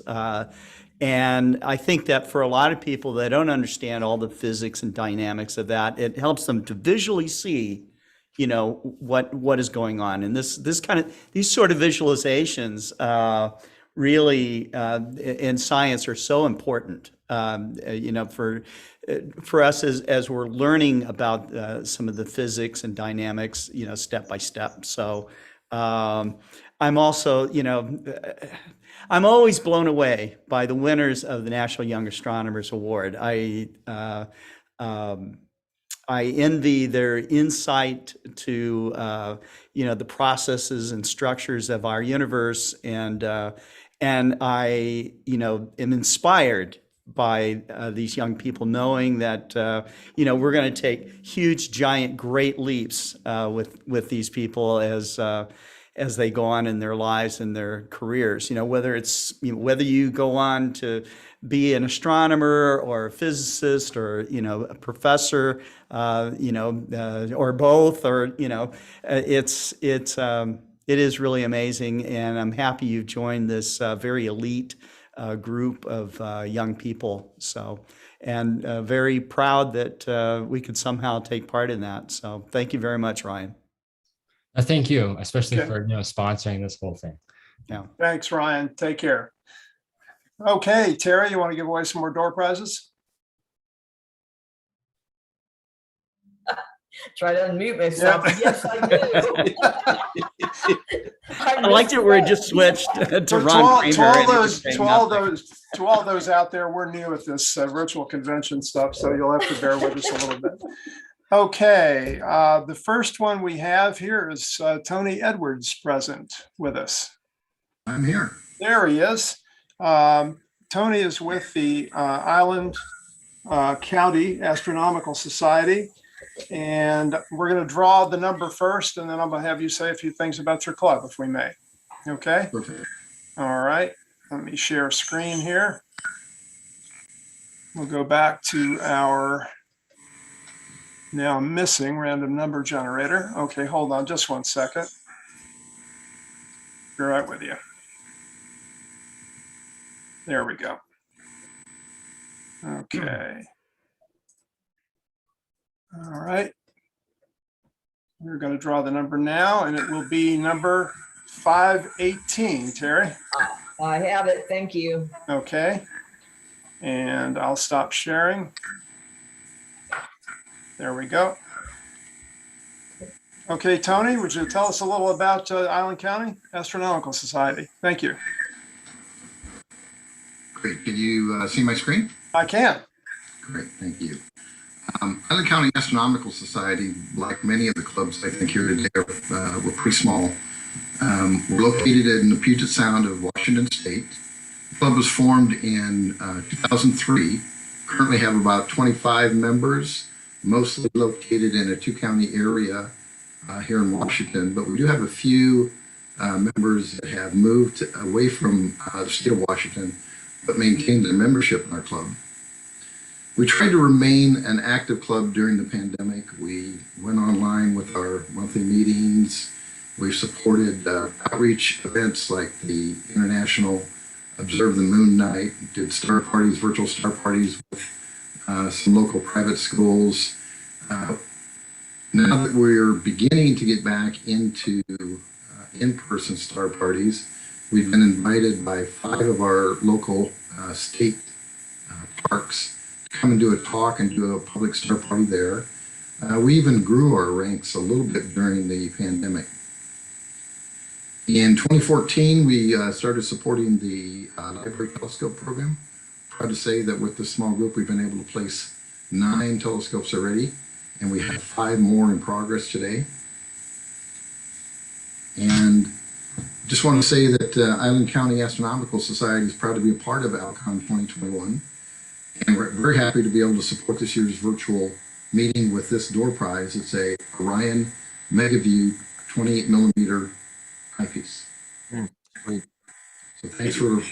thanks for having us, and really appreciate everyone's support. I think that's our line, Tony. Thank you for sponsoring such a great prize for us. Terry, who won? I think Samantha Erb is going to be very happy to have a brand new 28 millimeter eyepiece valued at $180. What was the last name? Erb, E-R-B. Okay, congratulations, Samantha. And now is Knox Word present. Looking for Knox word. Okay, we might have to go ahead without. Okay, the Astronomy Club of Asheville has donated to us a $250 High Point gift certificate.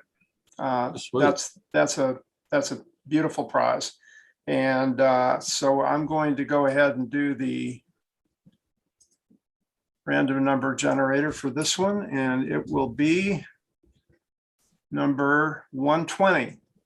120. 120. Got it. Okay. All right.